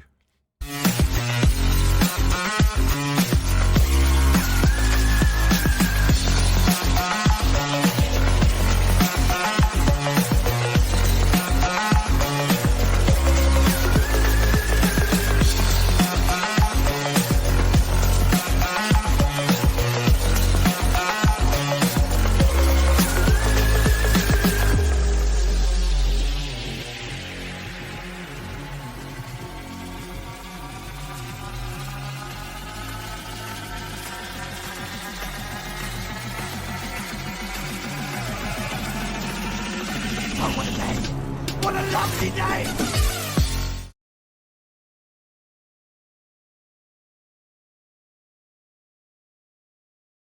Yeah, that's how they trick you, because they're saying it's the center. But the point is, they can't even find their geometric horizon that they get R from. Find it. They're asking us why we would expect to see it. What you mean find it? Why would you expect to see the thing that we told you blocks boats and buildings and shit? That gave us our R. Right. The boats go over it. That's good enough. Why would you expect to see that, man? Come on. Things that we define as visible. Why do you expect to see that? Because you said boats and buildings were being blocked by it. That's why I would expect to see it. You told me you'd see it blocking things. That's why. Why would you expect to see it? But when you zoom in, things get back into view again, right? And that's so confusing if you still continue to believe it's a ball. Well, no, it's only confusing if you're representing the world that you think you see in Muppet Vision, where you can see the side of your own head and nothing changes in angular size. Yeah, physical blockage is not physical. Well, it would be if it was Earth curve. It just isn't. We've debunked that. The horizon's not Earth curve. Yeah. I just want to say that if they're using an angle from the center of their globe out to a celestial body, let's say they take it on the surface of Earth, then they presume it's from the center of their globe. They are also, by doing that, they are making a chord, but the center of their globe, they have to treat, because to do that, you have to treat the globe as a 2D circle, and then the equator, the diameter of the equator becomes a chord line. So they are still taking a straight distance that won't match their curved surface. Ever. it's geometrically impossible. Right. And realistically impossible. Or like as in an encompassing realistically impossible. You're just talking about the really is level. That old thing. Don't worry about that. Yeah, we don't need to work at that level. No, don't worry about that.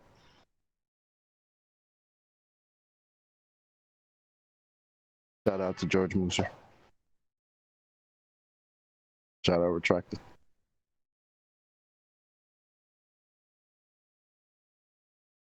Is it me, or are the trolls extra Riley today? Seem to be so triggered.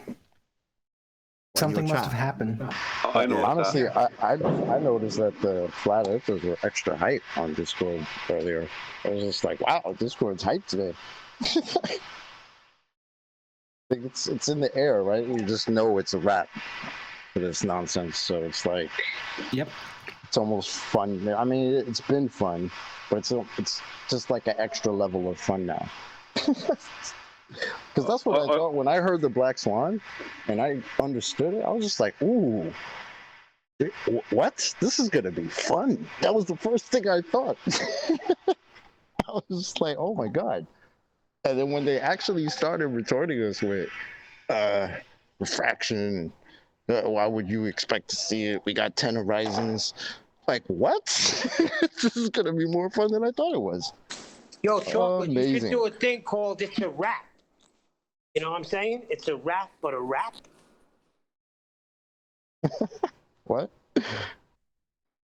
It was. A It rap. doesn't sound as tasty. And the name of it is It's a Rap. And the whole time you're spitting out rhymes about the Black Swan and the Sexton. Okay. I would call the Sextant the Fall of Berlin, because there was no road back after that. The sextant raped them 10 times over. It's a rap.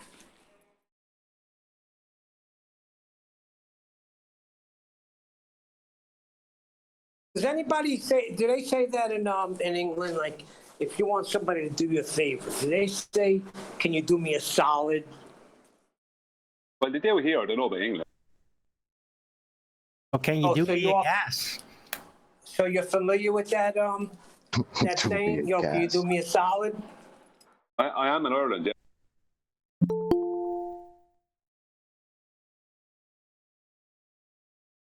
Hey Adam, how's it going?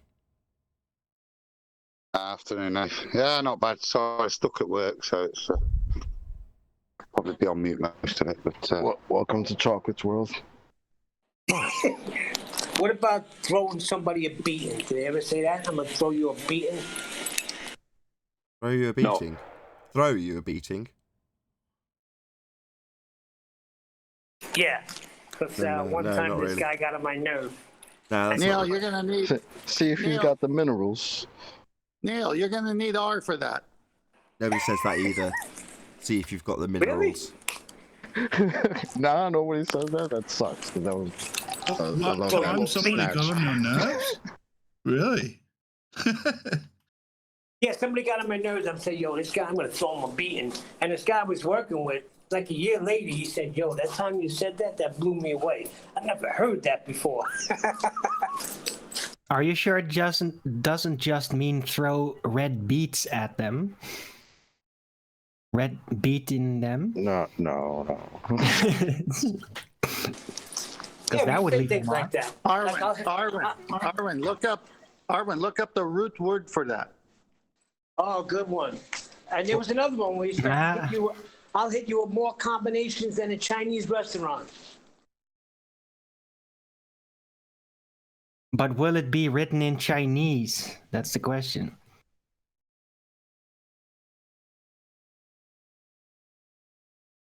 Doesn't matter. I'll have a picture next to it. How does it know If you to want be to get food? technical, Ali was the first rapper. Really? Chocolate, you can just tell what food it is from the picture?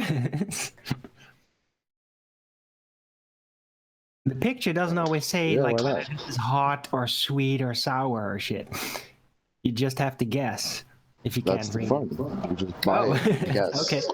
If we don't start talking about flat out, Nathan's going to end the show. So someone better start talking. I'm making Oh, a shit. thumbnail. I'm just... Before the show He's not started, keeping it open for Chinese food. before the show started, Anthony's like, wrong thumbnail. I'm like, well, I just used the thumbnail from the day before each day because obviously I don't know what to make as the thumbnail.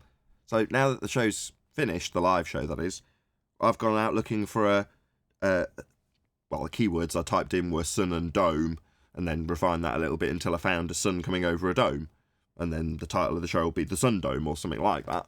But you know, Anthony was like, why haven't you got a thumbnail? I was like, because I don't know what the show's going to be about yet, do I? Until it's been made. Well, you could just make a photograph of your thumbnail. Hey. Okay, that was kind of lame, I know. Yeah. Owen, you're a bit cheesy today, Owen. Dude, I had like an hour straight grilling of one singular troll in my chat today at the Early Bird Show. I think I might have driven him to psychosis beyond the normal. He was so nuts. I think that that optical drop is starting to take hold out there. I think that's what's causing the ballers a bit of bother, because of other people talking about it now, not just the videos I made or anything the flats I made after that. I have a lot of anger from and stupidity from ballers, anti-flat earthers on my channel, where I show a photograph and I squared the photograph. I put it into square mode so it could show it's definitely the center when I bring two straight lines from the four corners to meet each other. And I show how this point in the center of the lens, where that would be in the distance at the base of Blackpool, would be like only a tiny bit up, you know. And instead of understanding that, they're arguing that you can't really use a photograph that may not be the actual center of the lens, or that may not be the photographer's actual eye line, you know, this kind of stuff. It's like, you know, you can do what you want, lads, but you never stop angular size change from happening. You know, that's what it is. They're trying to deny that angular size change will cause your eye line or the camera's center line to drop over a distance. Appear to drop, not actually, appear to drop. So they can't take this, and I think it's something that's permeating in, and I'm getting a lot of weird comments.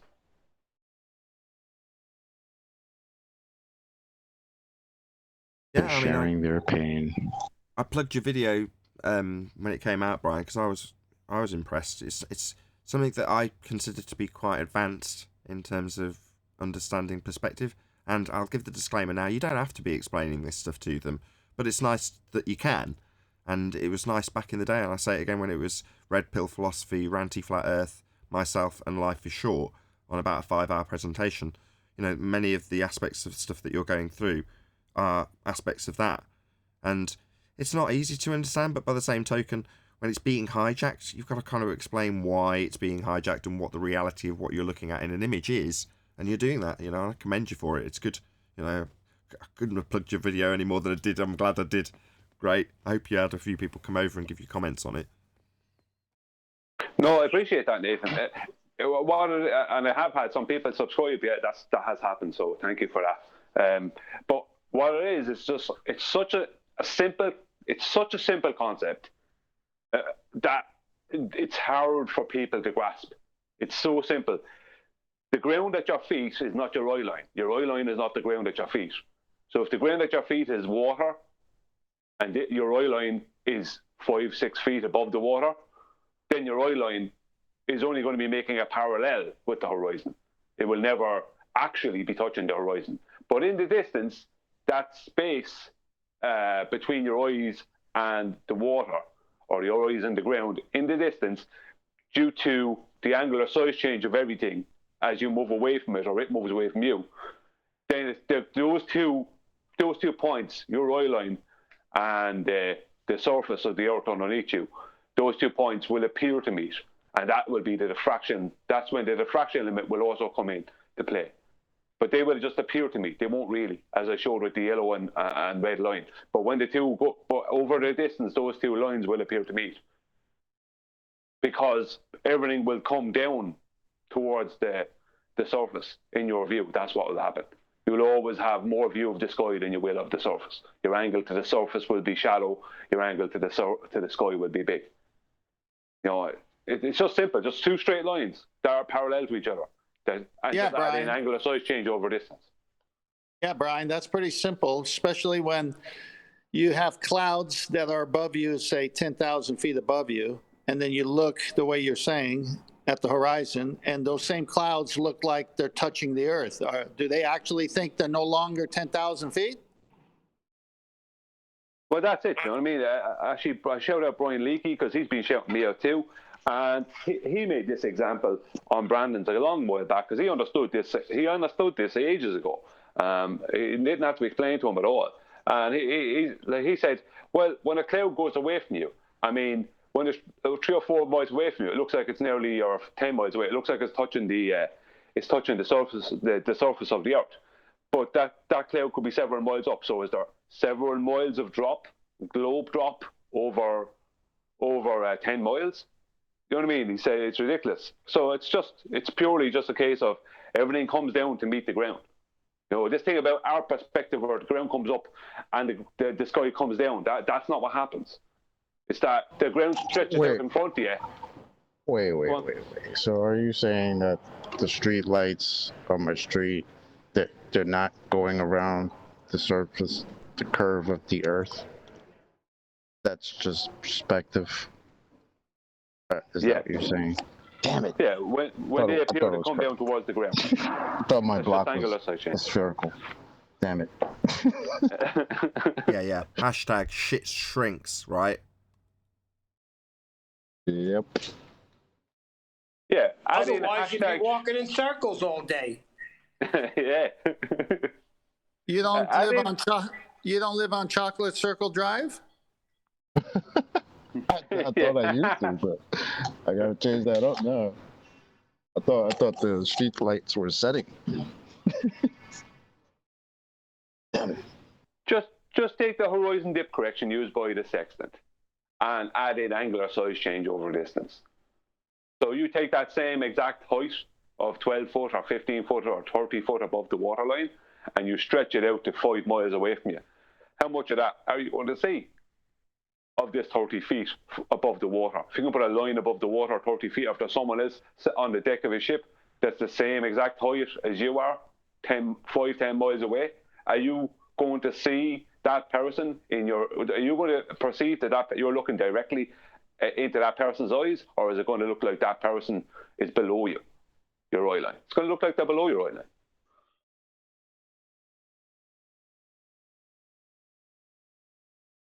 Yeah, but why can't we see New York from England, Brian? Well, there's many reasons for that, then. Well, angular size change would be the first one because New York is somewhere in your horizon. It's within the horizon somewhere. Do you know what I mean? Isn't it you too can only far see as far away? as the horizon. Yeah, well, it's got too small, it's too far away. You're only the furthest you can see is your horizon. That's it. Well, technically, it also gets blurred up, because you could, if your resolution was high enough, zoom in infinitely, technically. But yeah, there will always, over the distance, be the blurring up due to the area you have to look through, and that cannot be zoomed in through, right? There will always be that limit. Well, there's one thing that you can take from that statement I said. You can grab a sextant in England, hit a star's GP that's over New York, and have that 2,500 or so miles be a straight line.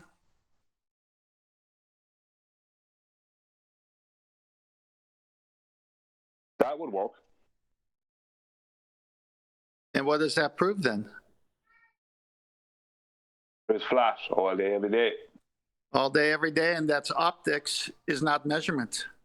But the sextant shooting something high in the sky that they know the 90-degree relationship to the Earth gives a perpendicular back to the person with the sextant, and there's your right angle. All game over. I don't need to see New York. Right. I see the star over New York. Or you could fire a high-powered laser perfectly horizontally. That would probably also prove it and cause a world war, but... I got a high-powered light directly over New York. All I have to do is get the angular relationship to a right angle to it. That's it. Just a hypotenuse. Okay. Technically, a radio signal is also considered light, so there's already the proof that it can reach very, very far. And Discord have a problem with anything we're saying. Feel free to speak up. Yeah, and while you're at it, tell me how light bounces off the ionosphere. according to you, which is what radio is. I don't know what now. How does that work? Ionis. What? Ionis. Yeah, there's a proof that. Well, Right. I mean, to keep it on what Tenth is saying, because seeing as that I live in New York and I like his example. Yeah, you guys will never speak up. You're cowards. I don't even know what you are, to be honest, but I know that you're not going to speak up. You haven't already spoken up. Don't think you will. You'll blame it on some reason or another. I don't care. Nobody's going to speak up to tell Ted he's wrong. That's all that matters. Eli, it's like in the playground when someone said something about your mama. Of course, you know, we all know the mama jokes, but you would step up and defend your mama if someone did that. Now the globe, we have a globe joke, just like the mama joke, and no one's stepping up to protect their globe mama. I wonder why. I was the guy that wishes someone would say something about my mama. That's why I'm calling you out. Sometimes they'll defend it, and other times they'll just grieve in private. Sometimes it's almost like the same thing. When they're defending it, it's almost like that's their grieving. But seriously, though, I still want to know how light can reflect off a layer, let's just call it a layer in this case, of ionized gas or whatever, and literally bounce off it like a mirror, which is kind of the suggestion when ballers say that radio goes around the world because it bounces off the ionosphere. So can you show me light or radio bounce off something ionized like it is a mirror? Yeah, let me just say, you're going to need R for that, Arwin. So when you say ionosphere... No. That's why I said ion layer in this particular case. The iono layer? The heck is an ionosphere? That's what they say is out there. A layer of ions, ionized air that's supposed to be able to bounce off radio signals. When spear-shaped air again? When Loran first came out, the Allies used it to spot the enemy ships. And they were based off of New York, pointing towards England, and of course, many other places. But my reading, it's a few years ago, during the daytime, they had 750-mile range. During the nighttime, it went over 1,500-mile range. And that's a direct line of sight over the water. So they weren't bouncing anything with the Loran. Oh, it can still work with terrestrial refraction. Light goes in circles or something. You're going to need R for that as well. Sorry. Light going around in circles is an assumption of atmospheric refraction based on an R value. R. We got to have R, boss. What do you mean you got to have R? You don't have to have anything. What are you talking about, got to have R? Can't we just presuppose? You can do whatever you want.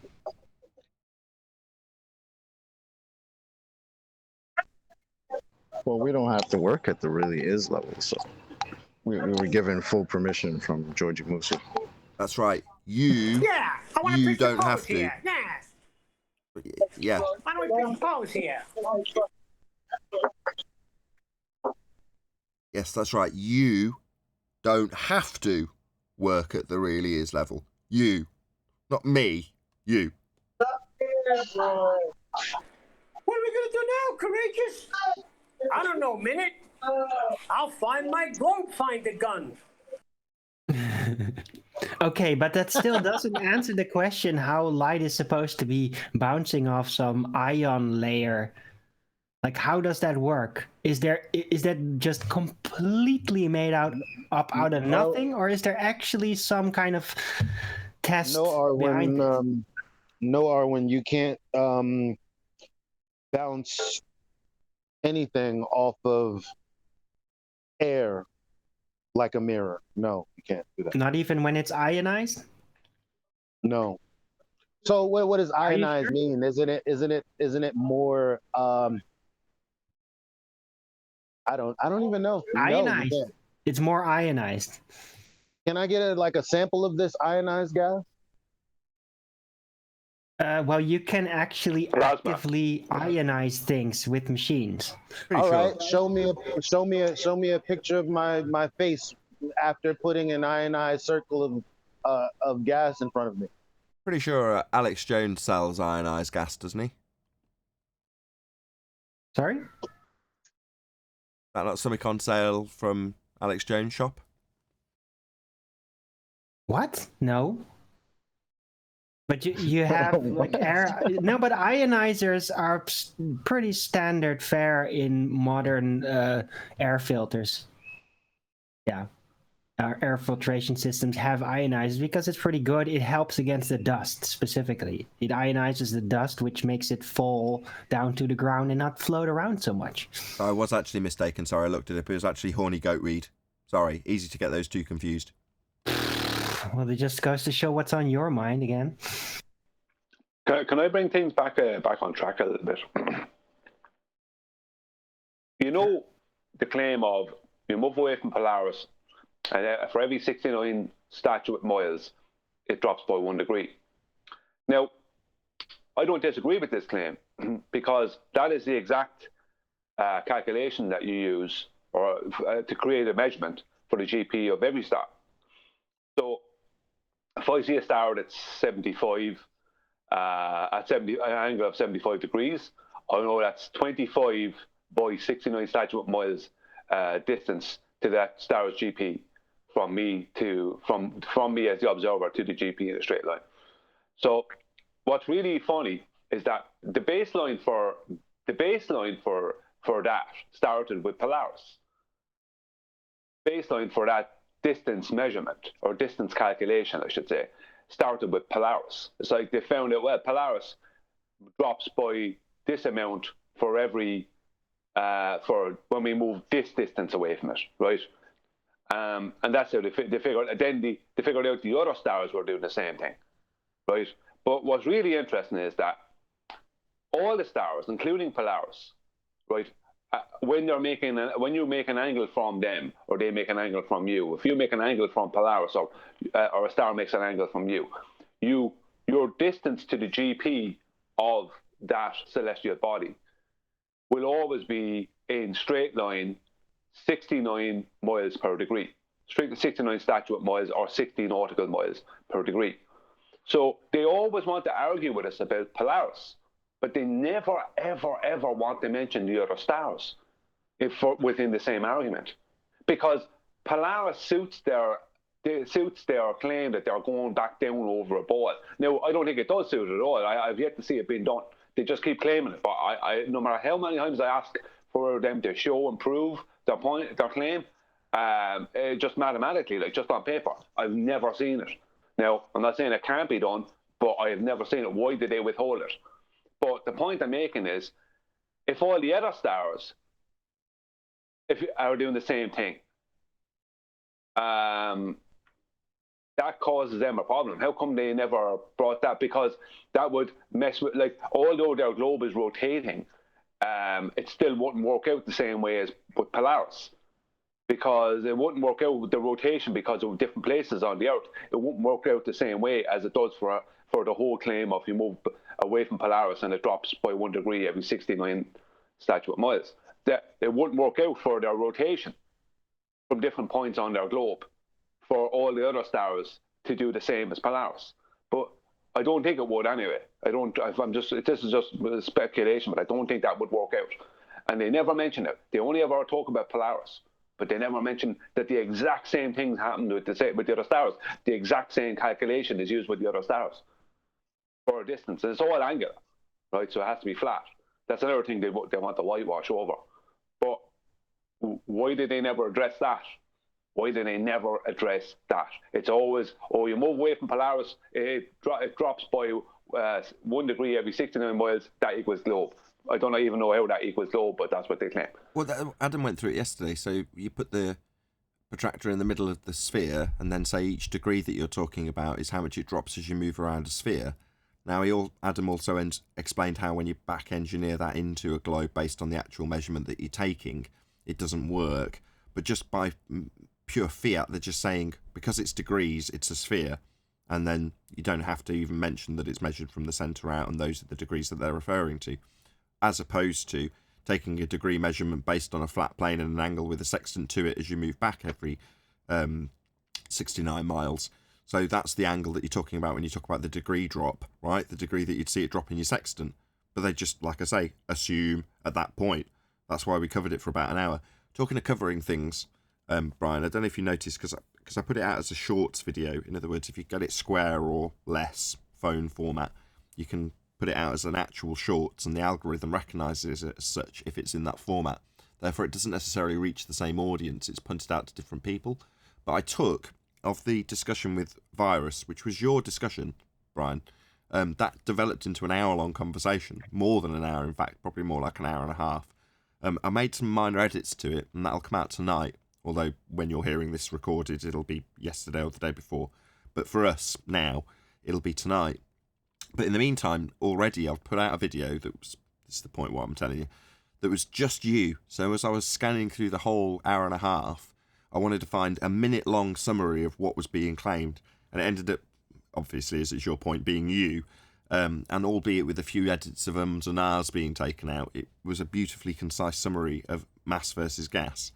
So that's been put out as a short video. I just didn't know if you'd known or recognised that because it's come out as a short. So if you check it out, I've put it at the top of the Nathan Oakley 1980 channel and Flat Earth Thoughts 1980. It's just a playlist that comes up when you go to the channel. But you'll see it. It's just called Mass versus Gas, and it's all you. I don't know if you want to mirror it or nick it or something, but I just thought you'd at the very least like to know that it's literally 100% Brian's logic. Thanks, Nathan. Yeah, I listened to that. I check out for that after the show. That's what I will. Thanks. Yeah, I'd like to hear that. Yeah, Nathan. Not out of self.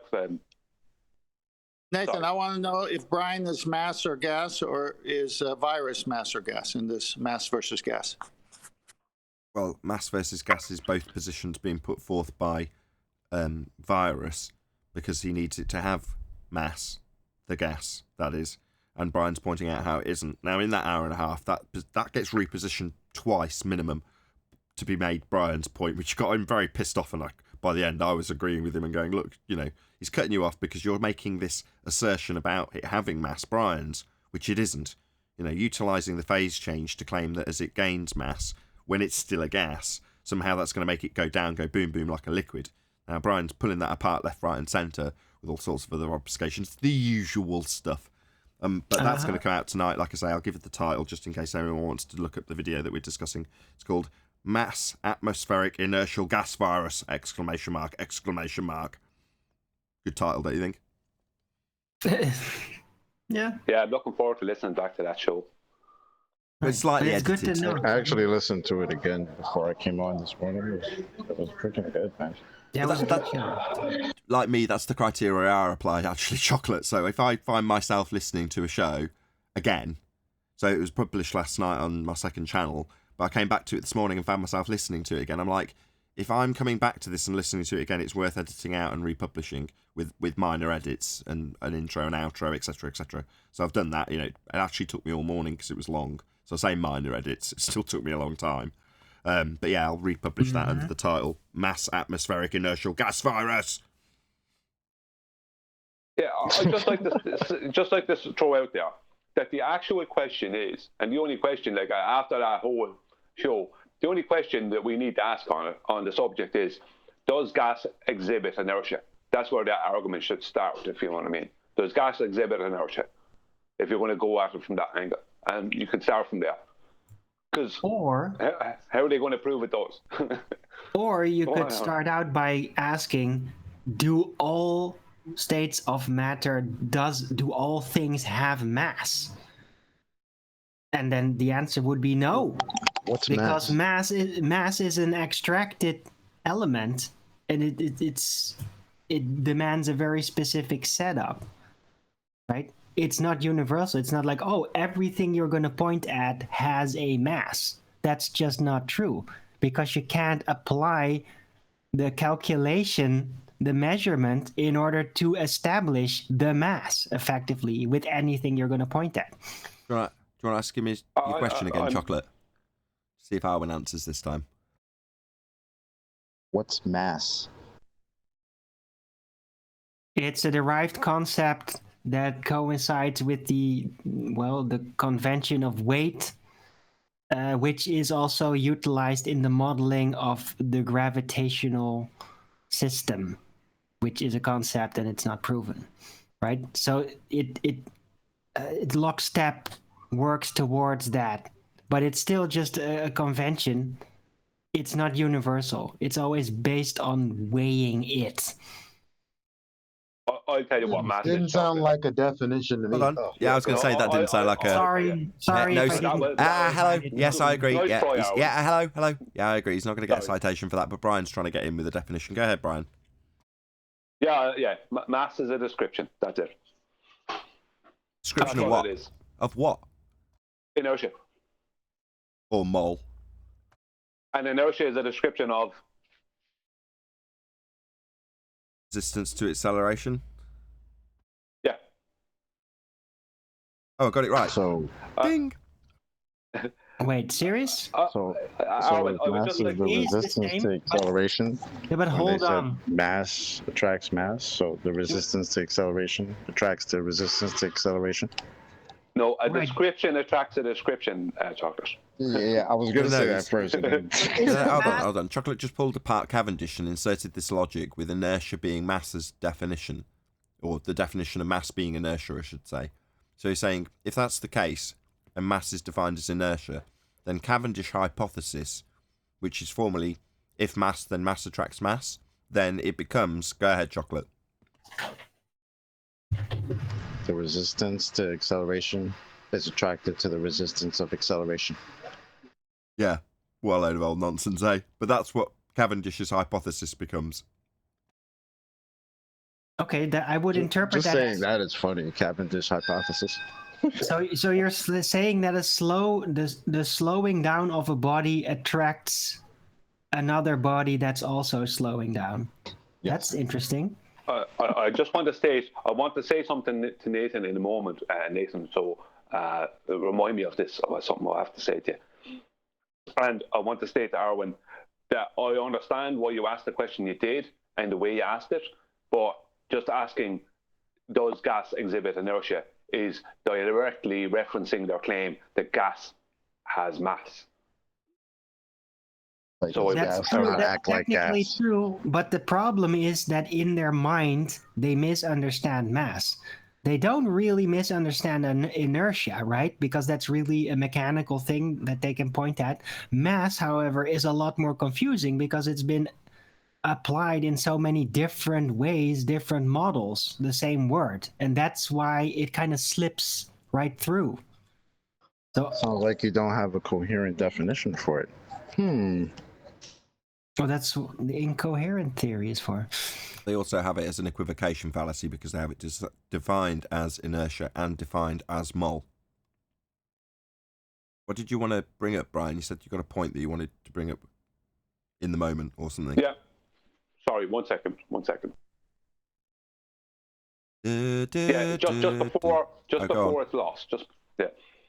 When Adam, and you were stating about what Adam was saying about them taking an angle to the surface of the Earth from the center of their globe, for the Polaris dropping by 1 degree every 69 miles thing, their claim, right? See, by saying that, you're kind of, and I don't mean this in a bad way towards Adam, but you're kind of facilitating their claim. Their claim is not an angle from the center of the globe, right? They might state that as their claim, but their actual claim is that they travel down along a curved surface. That is their actual claim.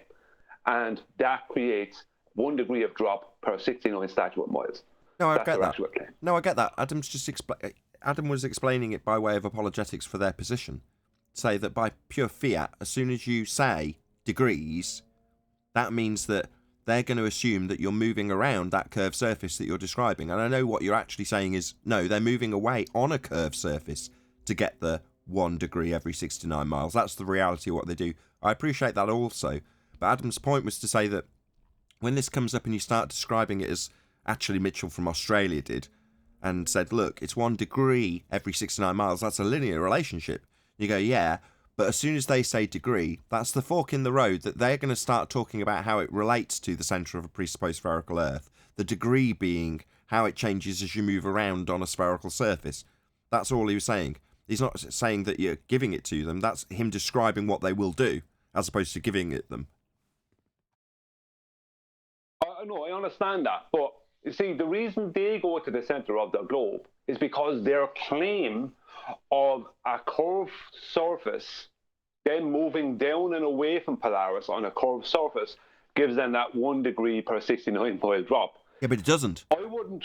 Yeah, but I wouldn't. Yeah, but see, that's the thing. I wouldn't even talk about the centre of the globe. It's like your claim is that the Earth has a curved surface to it that curves at 8 inches per mile squared, and that as you move away from Polaris, going south, then the Polaris will drop in the sky for every 69 miles of distance that you cover. That is their claim, and that is what they have to support. Because as soon as it's like, I don't even allow any pre-assumption or anything like that. Support that claim. You're claiming you're doing this thing on the surface. I don't care about what you want to believe about your R value. You're claiming you're doing this on the surface. You're claiming this happens. This is a visual thing that happens due to you moving away. 69 moving away from Polaris, and it's dropping 1 degree every 69 miles as you move down along a curved surface that's curving at 8 inches per mile squared. It's like, so where is this 8 inches per mile squared curved surface? Let's start there. It isn't.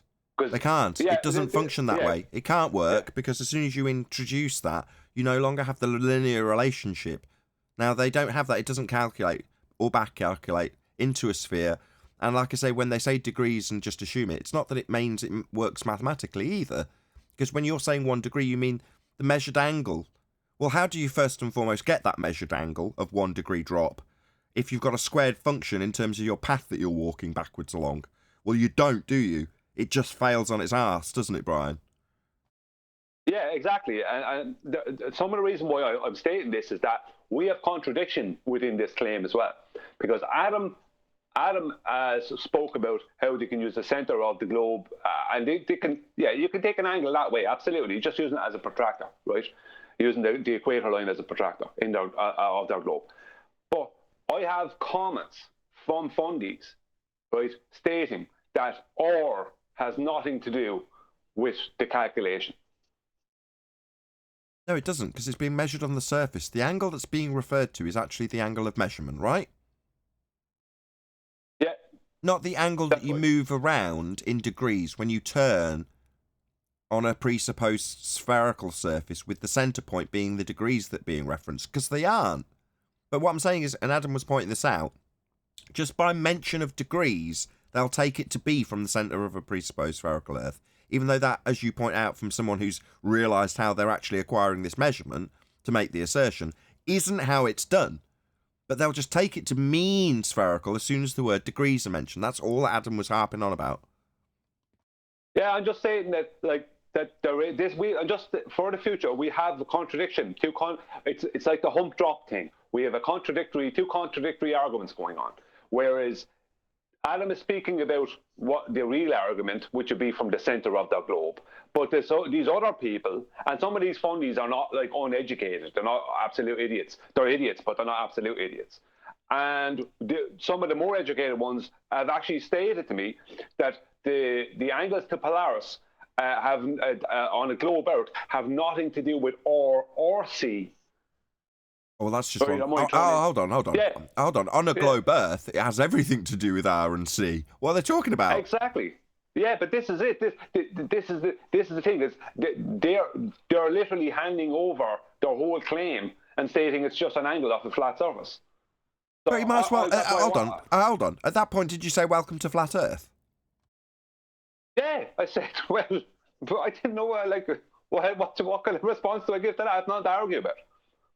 This measurement, if they're going to say flat Earth. Well, yeah, it's welcome to flat Earth. If they're going to say it's got nothing to do with R, well, so you're saying it's got nothing to do with the curved surface that you're assuming. Well, then, if it's got nothing to do with the curved surface and it's an angle measurement that shows a linear relationship, that all points towards flat Earth. If it's got nothing to do with R or C, it's got nothing to do with the globe. Welcome to flat Earth.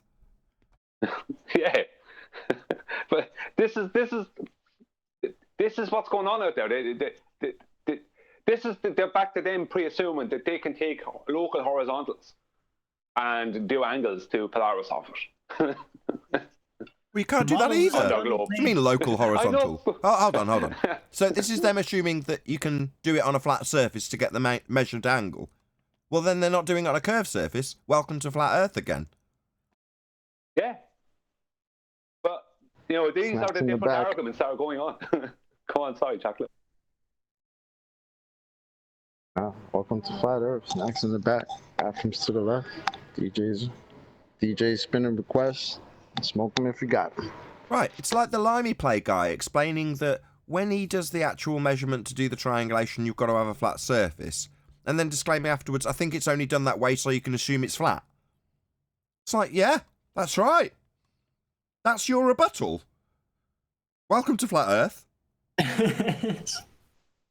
Yeah, I think what Brian is expressing is exactly that, because it's obviously welcome to Flat Earth when they do this, just like Andrew Thomas Young saying all his refraction studies were done over a plane Earth, but then he had to change it to match geometric considerations for his globe model. So the point that Brian is at with these people is, if I may, Brian, how do I get the smart guy who's saying a dumb thing to understand?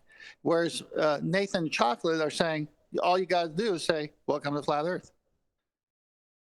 Well, yeah. They're the ones saying it, basically. You just got to kind of reiterate it. Yeah, that's Brian's point. They're the ones saying it. Out. Sorry. They're admitting it by saying it's got nothing to do with that. They're admitting it. Well, this is why I want to keep the argument on the surface, because on the surface is their claim, and on the surface of Earth, they have to pre-assume a flat plane to take an angle. They have to. And all they can do then is pre-assume a second different horizontal. So they're back to violating 0 degrees horizontal again. Yeah, that's true. It's back to the airplane argument. I don't think the dip correction's that important, is it? It's very important. I'm only joking. But the ballers. Can I please? The ballers the ballers really never have any option, because every time they try to prove the spherical geometry, they always end up being forced by reality itself to first adapt their spherical assumptions about Earth to the actual measurable physical flat reality, because otherwise it just won't match anything. The results will never yield anything cohesive. And then after they succeeded adapting their sphere assuming model to the actual flat Earth, only after that can they kind of like move around with it and kind of hide that they originally based everything they did on that flat surface, because that's how it all works.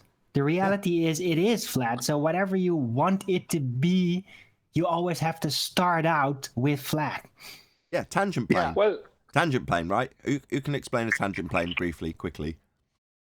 I can. It's a tangent plane. It's a straight line. It's placed on the outside of a circle. It touches at one point, and it pre-assumes that that whole area of that circle is flat and horizontal.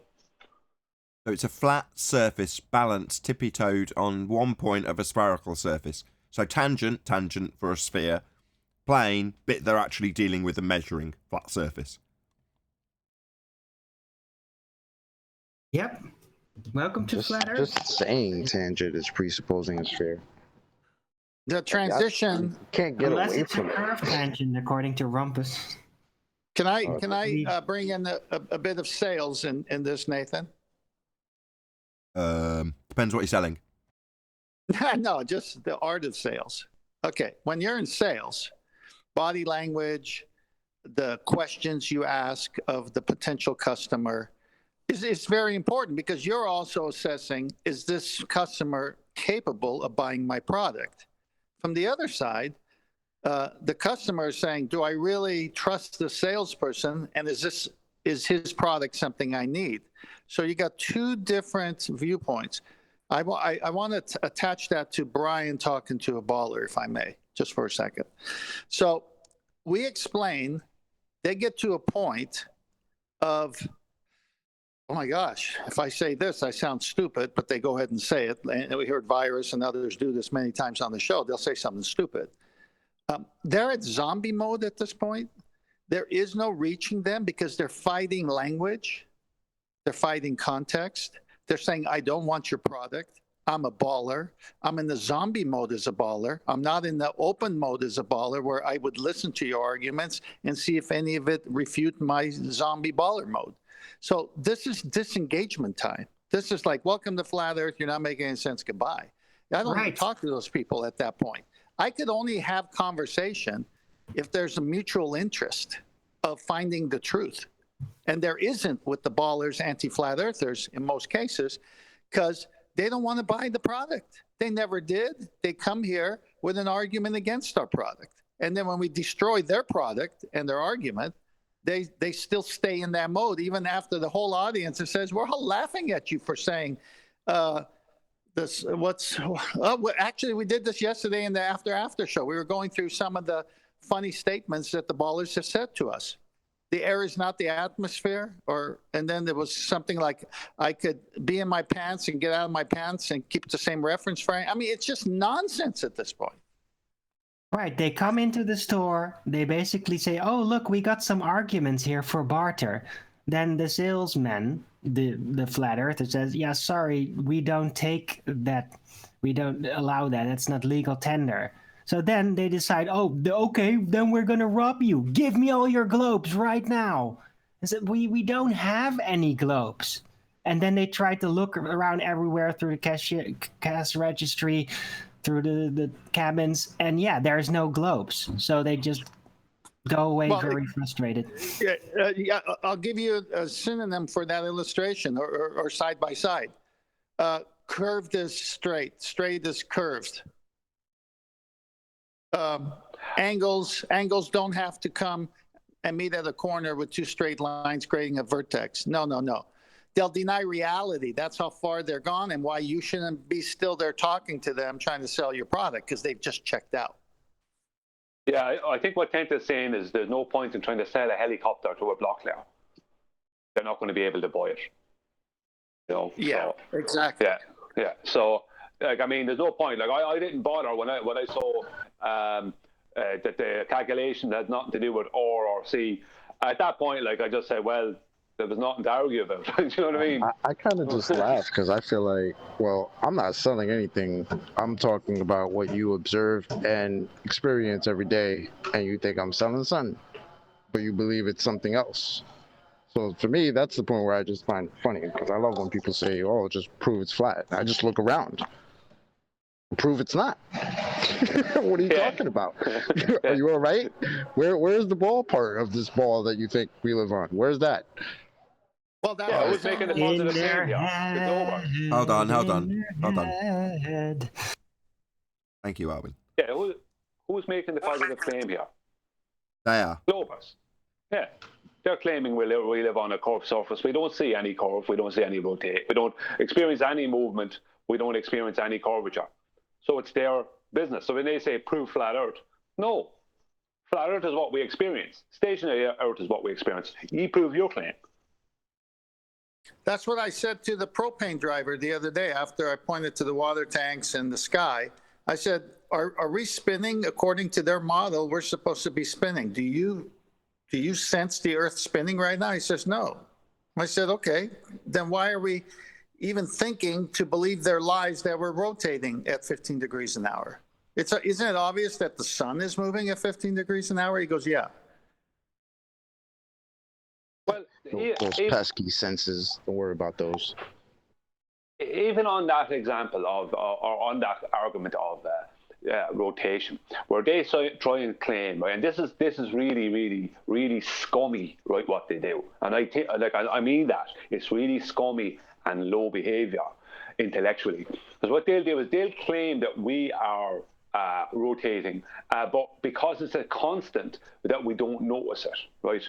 Now, they'll then try and use the example of constant movement in an airplane or constant movement on a train. Yeah, and then say, you see, you wouldn't notice it like that. It's like, no, we do notice notice it. I always notice when I'm moving in an airplane or a train. I know I'm moving. Always know when I'm moving. That's a load of rubbish, right? But there's a greater thing than that. Their globe's path, 12-month path around their heliocentric sun, is a constantly changing acceleration. It's constantly accelerating and decelerating. So it accelerates for 6 months and it decelerates for 6 months, right?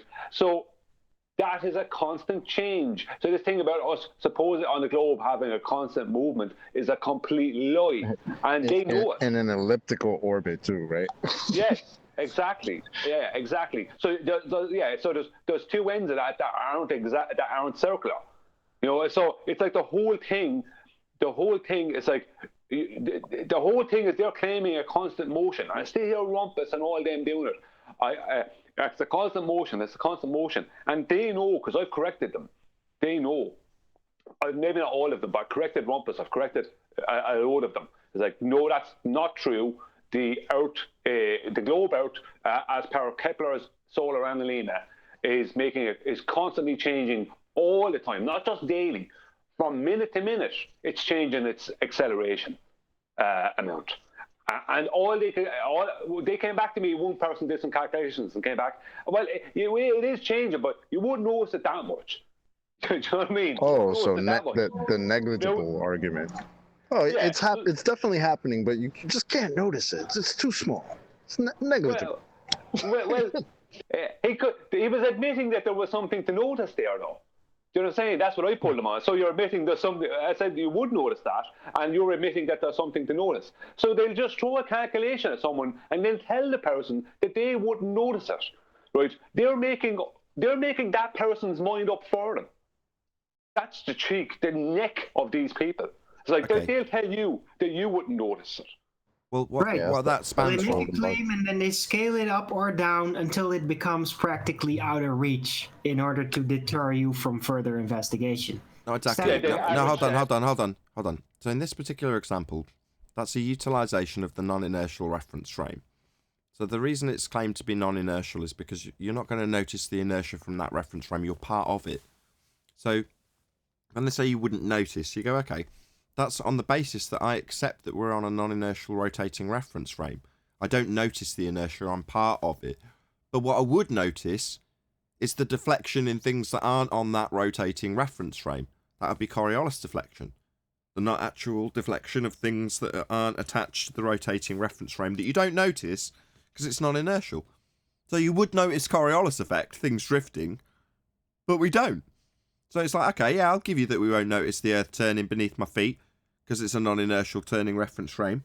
But that means anything that's in the inertial reference frame, i.e. not turning with Earth, would have a deflection to the tune of 15 degrees an hour. And we don't see that. So there's no effect to observe to claim that we're on a non-inertial reference frame. We're not. Now, number one, we'd notice, and therefore it wouldn't be capable of being described as non-inertial because you'd notice the bloody inertia. Also, if we're going to claim that we don't notice because it is non-inertial, then there's going to be an effect to observe that would be drift, called Coriolis. So do you mean that I can't change pants while remaining in the same pants and not notice it? Oh man, that was a neat little magic trick I was going to show my wife. Sorry. Reference frames aren't like underpants. Taking them off and slinging them over your shoulder doesn't mean you take the reference frame with you. Nathan, the pants are the reference frame. The analemma, the path of the globe out around the sun, is a constantly changing acceleration. From moment to moment, it's constantly changing. We are, in their model, at present, constantly accelerating until early, I think it's early January. And then in their model, we'll be constantly decelerating until early July. That is their claim. And they're telling you that you wouldn't notice any of these things. Well, no, because the detail that the movement of the light that you're describing is an effect that you're describing based on you being turning underneath non-inertial turning reference frame So the apparent deviation of the light is effectively the Coriolis deviation that you're describing. It's not the effect of that light taking that path that you're detailing, is it? It's claimed to be you turning beneath it. So it's the non-inertial reference frame causing that apparent movement of the light again, isn't it? Well, that means that would tick the box of we're seeing an apparent movement because we're turning beneath stuff. Okay. But that means that we must see 15 degrees an hour drift from anything that's in the inertial reference frame. There's no exceptions. But nothing else exhibits the effect.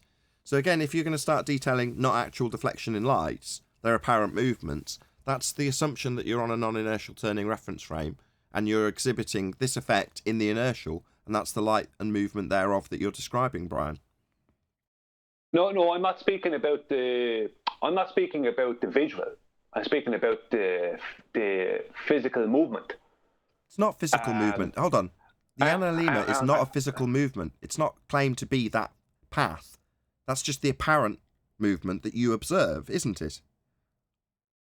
Yeah, I'm only attacking their claim because what they try to do is that when someone says to them, but I don't feel myself rotating, they say, oh, that's because it's a constant movement in the same direction, and that's why you don't notice it because it's so constant.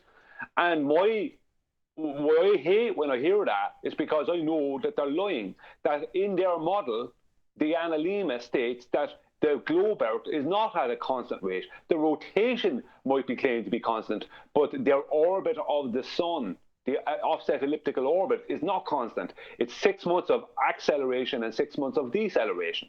And it's a constant change in acceleration. So their claim is that you won't feel this. You won't feel the acceleration of the Earth rotating while you're on it because it's a constant acceleration that holds the same rate, right? But what they're not bringing in and they're hiding, and they don't bring in at that point is, but their analemma is not a constant rate. It's a constantly changing rate, which is the opposite from their claim of a constant motion. So they're claiming you don't feel, like, not for us, but they'll claim to someone who doesn't know any better, you don't feel the motion of the rotation of the Earth because it's a constant. But they never mention the constantly changing orbit around the sun, which is a constantly changing acceleration and deceleration. That's my argument. It's not about the visual thing, the Coriolis. It's that they are claiming something and they're leaving out a very, very important part, the whole essence of their model, which is Kepler's analemma, which takes their claim of a constant motion and flushes it down the toilet because it's anything but constant. It's constantly not constant. No, I agree. And somebody who likes to bang that drum also is the guy who you're probably familiar with from comments called YouTube, who talks about the exact same thing you've just detailed. The speed changes would absolutely give you a noticeable effect to observe. Yeah, I've seen you talk about it. Yeah, speed changes, yeah. It's a constant speed change, constant rate change. Yeah. I just want to tell Eli the time that Virus said he came out of his pants and put it on his shoulders and he hasn't left the reference frame. That argument has no legs to stand on.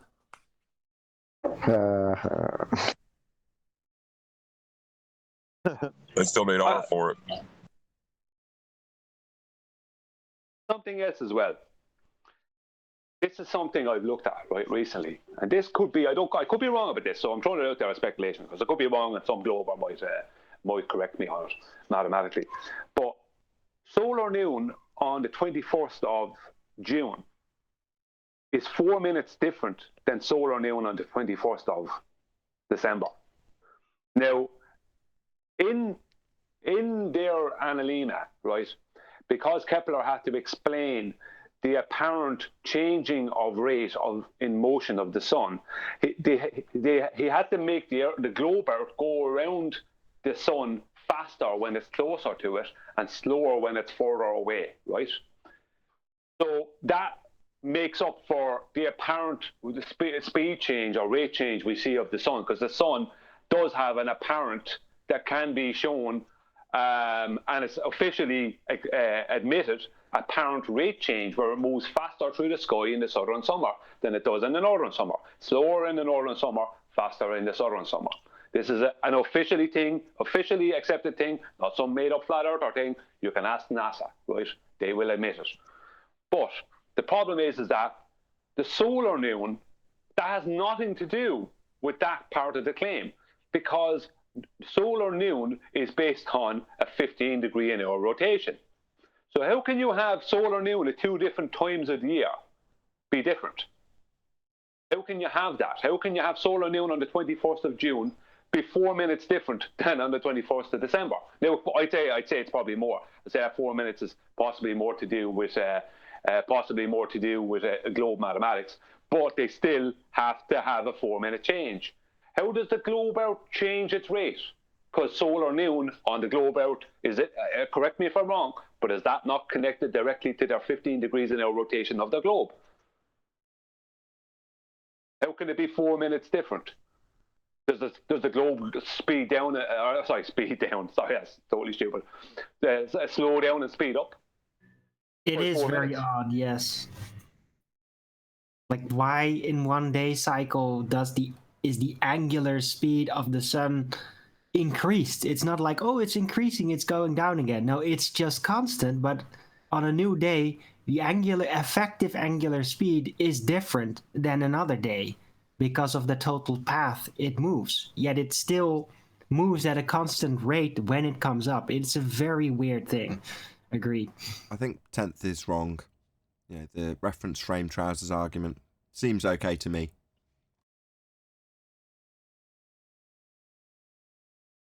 Right.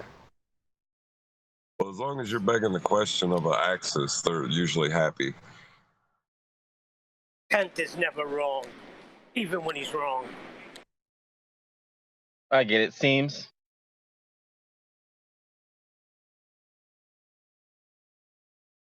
10th obviously isn't there. He's run away to get tea. Like Tony Montana. I always tell the truth, even when I lie.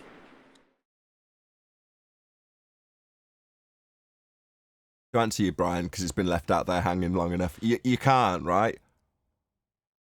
Can't suddenly be 3 minutes off. That would imply a massive speed change.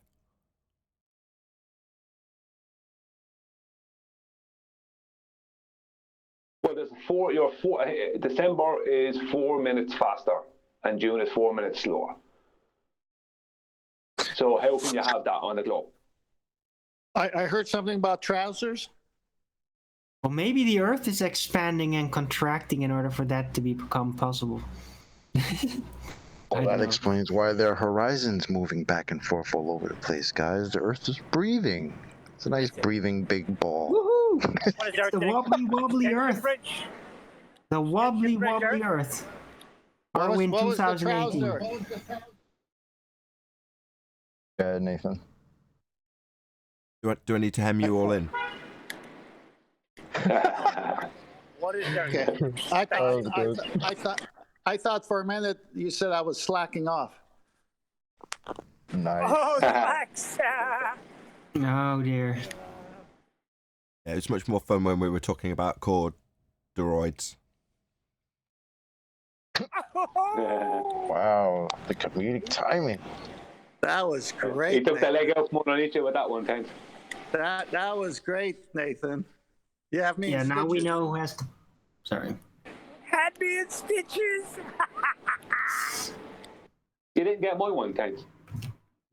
No, I'm sorry. I was. It's because the joke wasn't tailored to you. Oh. A good one. Now we know who wears the pants in the family. We're not going to get through all these puns unless we get Neil to belt up. Yeah. Come on. I'm loving all these off the cuff puns. Neil, sew it all up. Sew it all up. Wait, this score got puns too? Let's go. All this talk about Go for pants. it. All this talk about pants. I thought a Kumo virus would come in. Maybe that's where they get hemispheres, the hem of the pants. Oh God. No, that's from the seat of the pants. We need to stop mass producing and get back to tailor-made puns. I don't think Virus is going to respond. I think he had to fly. Zip up. Why? Zipper. Yeah, button up, Neil. Or zip it up. Is that virus I hear? Is he? Hold on. Shut up. Shut up. Button your lip. Yeah, it was me that laughed. What's up, man? Look, we're on the inside leg now. Let's all get through this.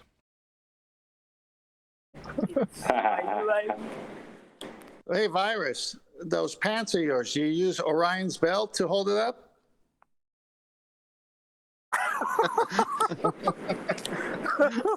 Nice one.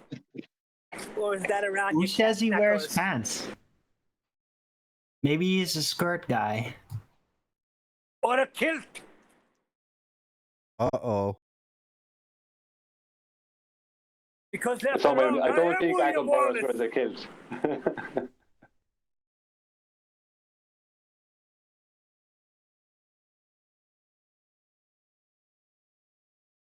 I don't know. Sometimes he sounds like he's a mini skirt wearer or something. I'm just wondering, is this a drift day or is this a no drift day? What kind of day are we having today? Oh, that's a good one. We don't know which side of that fence you sit, Virus. Earth turns underneath, as per Neil deGrasse Tyson's football claim, or Earth does not turn underneath, as per Blue Marble's claim. Which side of that fence do you sit? Pants or no pants? I don't sit on any side of the fence. I'm on both their sides. You understand being on both those sides would be a contradiction, right? The Earth is either spinning underneath shit or it's not. It can't be doing both. So you gotta pick one. Can we see Neil deGrasse Tyson saying that things turn underneath, that the Earth turns underneath things? Yeah, Yeah, that's mad old. Yeah, that's mad old. We've done that. You described it in a You might football game, want to Virus. you might want to research a little bit before you Yes. get into a topic. He said that years ago. There was a 1/3 inch deflection to the right caused by Earth's rotation. That's a deflection. That's not actual drift, as per Coriolis' claim. He even labelled it Coriolis. Well, that's deflection he's describing, caused by Earth's rotation. What part of that don't you get? Earth claimed to be turning underneath the football to cause it to deflect. That's what he's claiming. Also, we have Blue Marble Science, who says, and I quote, Earth does not rotate underneath, end quote. So Earth doesn't rotate underneath footballs, according to Blue Marble Science, and Earth does rotate underneath footballs to cause a 1/4 of an inch or whatever deflection in a football, according to Neil deGrasse Tyson. Yeah, I don't remember Neil deGrasse Tyson saying the Earth spun underneath the football. He said it was just aided by Earth rotation. Aided by Earth's rotation? Yeah, that would be That Earth. doesn't mean- That would be Earth rotating underneath the football. Where is the Earth didn't say in that. relation to the football? Are you serious? Hold on. Are you hold on? Hold on. Are you saying that you take Neil deGrasse Tyson's position that there's deflection caused by Earth's rotation? I take both sides. You can't. You can't have Earth Yeah, rotation from Earth turning underneath a football and Earth not turning underneath the football, no effect to observe. The effect of deflection, right, Virus, that effect is claimed to not exist according to Blue Marble. Earth does not turn underneath, no effect to observe. So that would be no deflection in the football to observe according to Blue Marble. Do you understand that? No, I don't, because I don't think that's what he meant. So when Blue Marble said, and I quote, Earth does not turn underneath, you think that's open to interpretation, do you? Yeah, because he was talking about a balloon, wasn't he? Yeah, he said Earth does not turn underneath. Yeah, it doesn't turn underneath balloons. So therefore it won't turn underneath footballs then? Never agree with that. Sorry, you agree with Blue does it- Marble that Earth doesn't turn underneath footballs then? So Blue Marble says it does turn underneath the football, and NDT says it does turn under a football. Well, I think Neil deGrasse Tyson said it was aided by Earth's rotation, which I agree with. Oh, so the deflection in the hot air balloon's aided by Earth's rotation then? Because there's no aiding anything in the hot air balloon. Hello? Yeah, one of them's just floating straight up and the other one's moving over land. So yeah. So one of them's got a deflection aided by Earth's rotation as it turns underneath, 15 degrees an hour drift, Coriolis deflection, which we all understand here. And the other one, Blue Marble, makes it specifically clear Earth does not turn underneath. So it's not going to aid anything according to Blue Marble. Now, those two positions are mutually exclusive. Do you not understand that? Well, first of all, Coriolis isn't 15 degrees, so we don't agree with that, and we disagree with what they said. Sorry, firstly, Coriolis isn't 15 degrees. What is Coriolis? Can you define... Hello? Can you define Coriolis effect for me, please, Virus? Yes, the apparent deflection caused by Earth's rotation.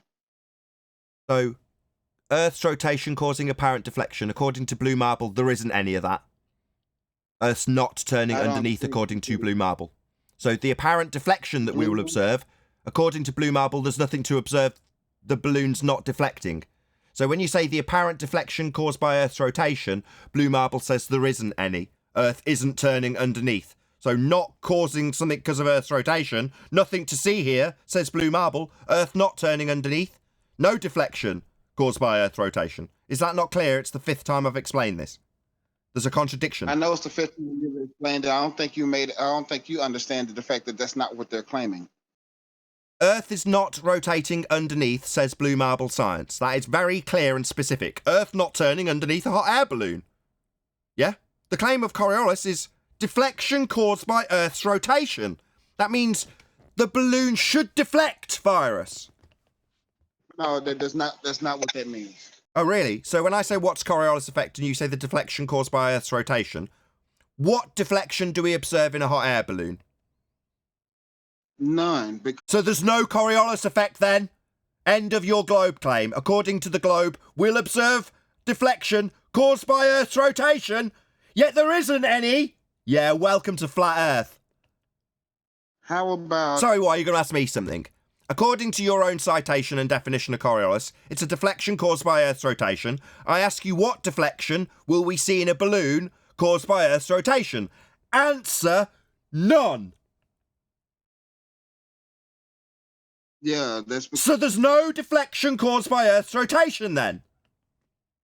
It's not on a path, it's just going... Sorry, there's no deflection caused by Earth's rotation. There should be, that's what you claimed it would be. It's also claimed by Neil deGrasse Tyson to cause deflection in a football, but when we get down to the nitty-gritty of what balloons are doing, there isn't any. So that's a contradiction. Neil deGrasse Tyson says there is. You claim to know the definition of it. That's deflection caused by Earth's rotation. What deflection caused by Earth's rotation in a hot air balloon? There isn't any. End of argument. Earth's not turning. Or there'd be deflection in a hot air balloon caused by Earth's rotation, as per your definition, Virus. That's painful. You're looking for Coriolis in the wrong places. Am I really? It would be everywhere at the tune of 15 degrees an hour on an Earth that's turning. So it's not going to be selective. Either you've got deflection caused by Earth rotation as per your definition of it, or you haven't. It's not an either-or situation. Either things deflect or they don't. They don't decide whether or not they're going to deflect. It's a not actual appearing to happen effect if you turn underneath them. Of course, if you don't turn underneath them, like Blue Marble makes it clear, then you don't see any deflection at 15 degrees an hour. There's no deflection caused by Earth's rotation, as you make clear. How much will we see in a hot air balloon? Precisely none, right? Coriolis is attitude stage. You do know that, you right? said that he's not on the right place. Where is the place we can see Coriolis? It wouldn't be in some stationary. It got to be something that's actually moving. Hot air balloons move. They rise up in the air. Are you stupid? Do you not understand our bloody hot air balloons? It's moving, you stupid idiot. Wow. Anyway. Sorry, hello, stupid idiot. Are we back to this dipshittery where you are fundamentally retarded in your assertion? You think balloons don't move? What's the point of them if they don't go up, Virus? I don't think they move. So it's got an upward vector, so we can definitely detail this with Coriolis deflection. A deflection observed in something moving upwards as Earth turns beneath it. It'll appear to curve as we turn beneath it. How much curve do we see in the hot air balloon as it moves in an upward vector and we turn beneath it? Oh, we've already had the answer. Absolutely none. That's a non sequitur. And Sorry, non sequitur. You said it wasn't moving. It's moving upwards. You're just dumb as fuck. yeah, I also Yeah, you're dumb as shit. It's moving upwards. So it's got a path upwards. And that path should appear to curve if Earth's turning beneath. It just doesn't, because it isn't. We're not turning beneath. And Blue Marble confirms it. Earth is not turning underneath to cause apparent deflection in balloons. I ask you to confirm it. How much deflection will we see as Earth turns underneath this balloon with its upward path? None. That's the answer. Earth's not turning underneath anything. Okay, you're still looking for it in the wrong place. I'm looking for it. No, you're looking for it, Mr. Burden of Proof Reversal Fallacy. You think I'm looking for Coriolis deflection on an Earth that turns? That's not my claim. I'm not looking for it. You need it to occur and it doesn't. You said that we are looking in wrong, but you said that we can see everywhere. How is that possible? We don't see it anywhere ever. It's not possible. If it was, we'd see deflection as Earth turns underneath hot air balloons. As they move upwards, we'd see a curved path as we turn beneath it. That's the claim of Coriolis. 15 degrees an hour deflection as we turn underneath things that aren't attached to the non-inertial reference frame. Well, that'll be a balloon leaving the non-inertial reference frame, moving up in a straight path, and us continuing to turn underneath to see precisely how much Coriolis caused by Earth turn. Oh yeah, none! How do my balls taste, Virus? I bet my balls are about as salty for you as they were for Blue Marble Science. Get your balls out your mouth, Nathan. Yeah. What, the balls that aren't rotating underneath hot air balloons to cause not actual deflection to the tune of 15 degrees an hour? We don't see that happen. It moves up in a straight path. For us on the ground and for it in reality. We don't see it curving away. But I thought there was going to be not actual deflection as we turned underneath it. That's Coriolis. We should be turning underneath it, right? How much do we see of us turning underneath that hot air balloon again? Virus? None. There shouldn't be any behind. Shouldn't be any, so we shouldn't have 15 degrees an hour deflection as you've defined it. You just defined it as the deflection caused by Earth turning underneath. That's your claim, your definition. We just don't expect to have any now. What, like Blue Marble? Telling us we wouldn't expect to see it? Yeah.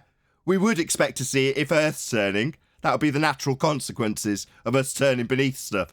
They'd drift away at 15 degrees an hour, precisely as claimed. We point out it doesn't happen, and Virus changes his tune. Suddenly we wouldn't expect to see it. Why is it claimed to be seen then? What are you thanking Bob for if you wouldn't expect to see it? Why do people go around thanking Bob for proving we do have this drift if we wouldn't expect to see it? That makes no sense. The drift of rotation is different from the drift. Sorry, what drift? How much drift is there under a hot air balloon?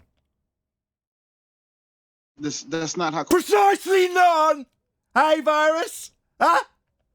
How much drift under a hot air balloon you're about to detail? Thought we weren't expect to see it. You're about to detail how much drift we're not expected to see. That makes no sense. Why are you detailing drift we wouldn't see? That makes no sense. What are you talking about, Nate? The drift that you claim on a globe Earth will see to the tune of 15 degrees an hour, not actual deflection as we turn beneath stuff, but we don't see it.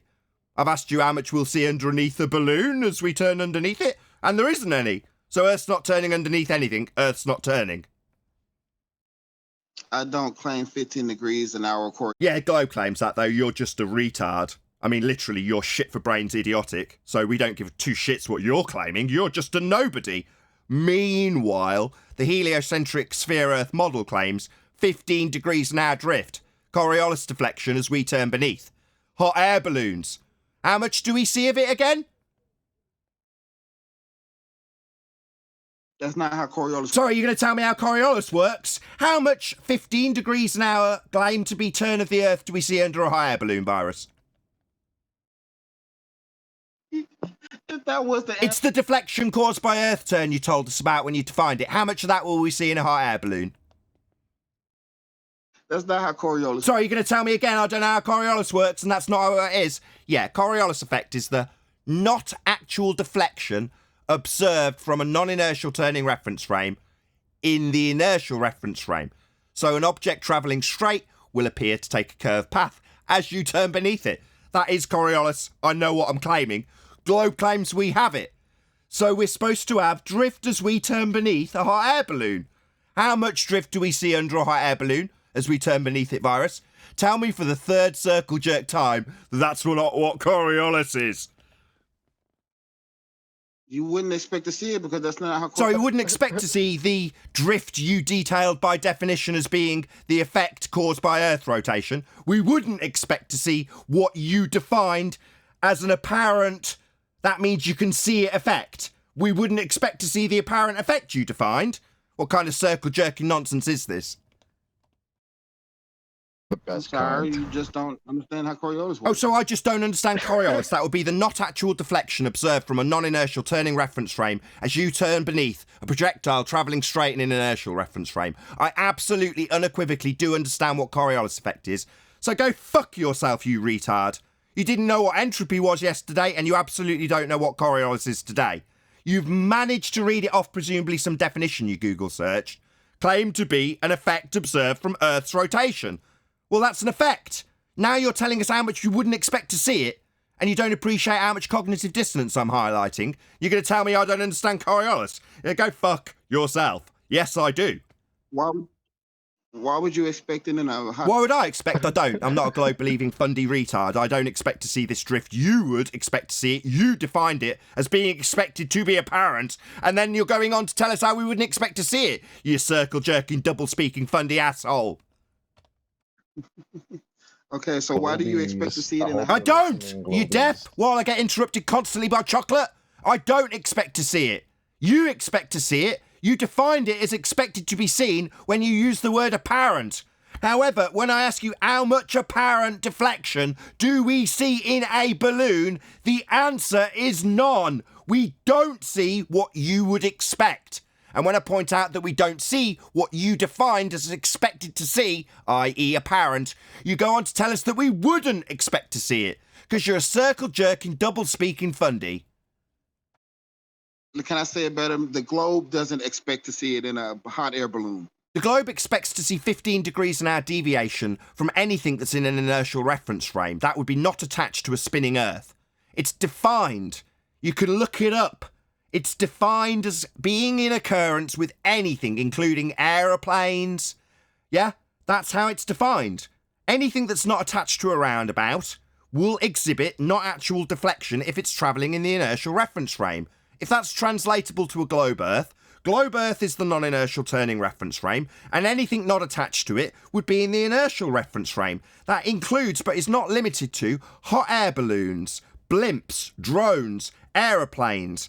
Anything that is not attached to the turning reference frame would exhibit drift if we were turning beneath it. So if we were turning beneath hot air balloons, we would see them drift. We don't see them drift because we're not turning beneath them. Simple as that.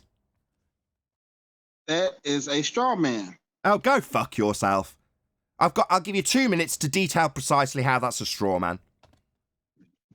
Okay, that is completely a straw man because nowhere can you provide me a globe claim that just says what you said. What you said was not what the globe claims whatsoever. We would not expect to see a drift in a hot air balloon. That is a straw man that you made up because you know we don't expect to see it in a hot air balloon as well. Nobody claims that. Where we see drift? Everywhere but directly on the equator. Sorry, you haven't explained why we wouldn't see it in a hot air balloon. Okay, if we put a balloon on equator, we will see. Hello. Why not? Because in order for it to experience or show Coriolis deflection, it has to be moving in a straight path, perpendicular or not parallel to the rotation of axis. So if you're just hovering up into the air, you're not... hovering up? Do you not understand what words you're using? You're not... hovering up. Sorry, hovering up. Hovering up.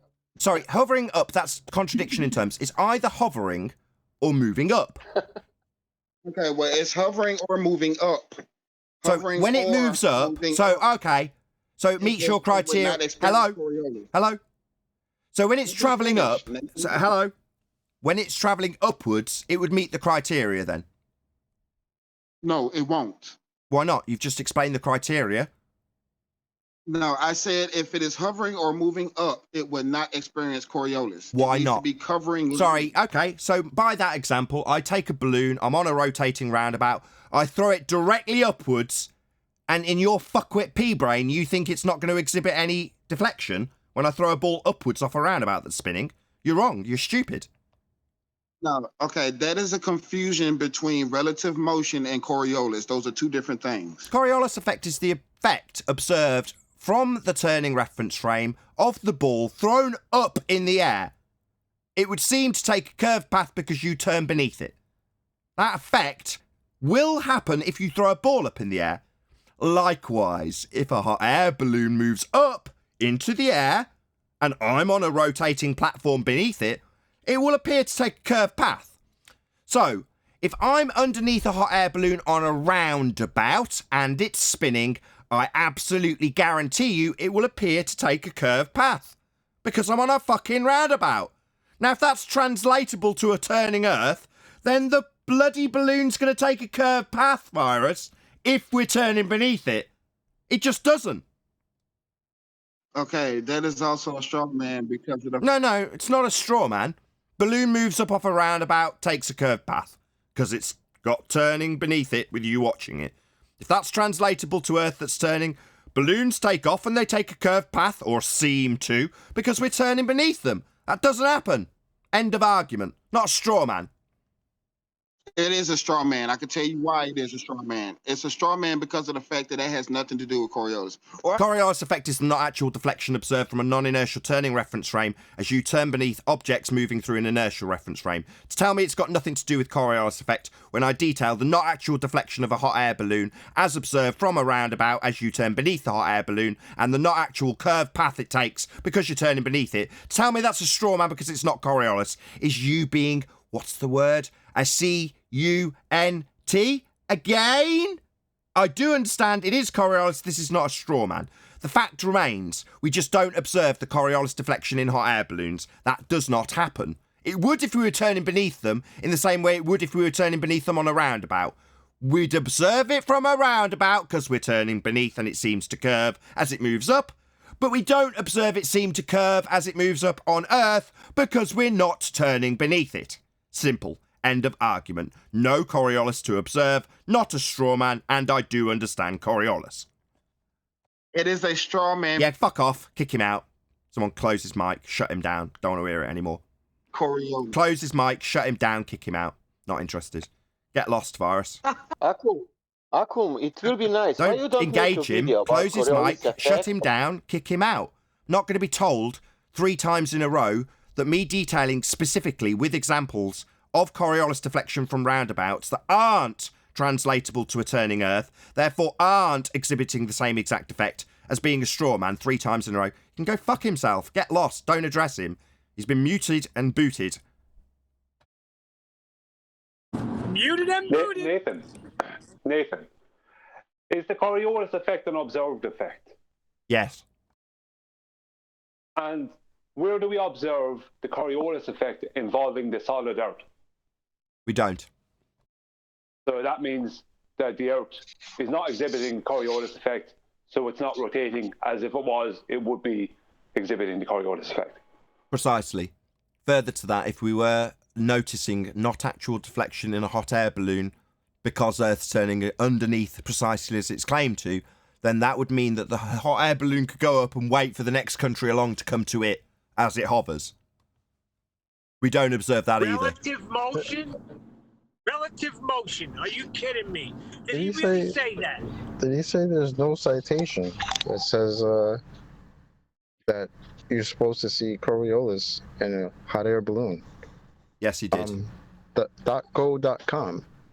The main cause of the Coriolis effect is the Earth's rotation.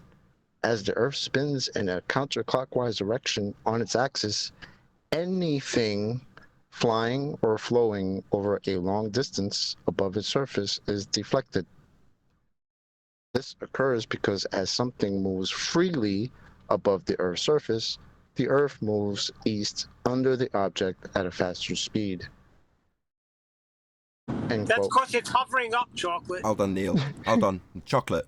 So according to that citation, anything not attached will deflect, Yes, correct? And I'll would a hot repeat. air balloon be part of anything not attached? Yes. So according to that Definitely. citation, a hot air balloon will be observed to have Coriolis effect, correct? Definitely. Do we observe hot air balloons having Coriolis effect? According to virus, none. 0, none, nada. We don't experience Coriolis effect in hot air balloons because Earth's not turning underneath. With that, I'm going to say a huge, massive, enormous thank you to both Discord and G+ panels for making today's after show possible. Of course, a massive thank you to all of you in either Nathan Oakley 1980 or Nathan Oakley Premiering streams, hopefully smashing the super chat, liking, commenting, sharing, subscribing, hitting the PayPal link, and all that good stuff. Also, below this video, you can get £50 for swapping your UK electricity supplier to Octopus Energy. I've been Nathan Oakley, and I will see you all in the next video.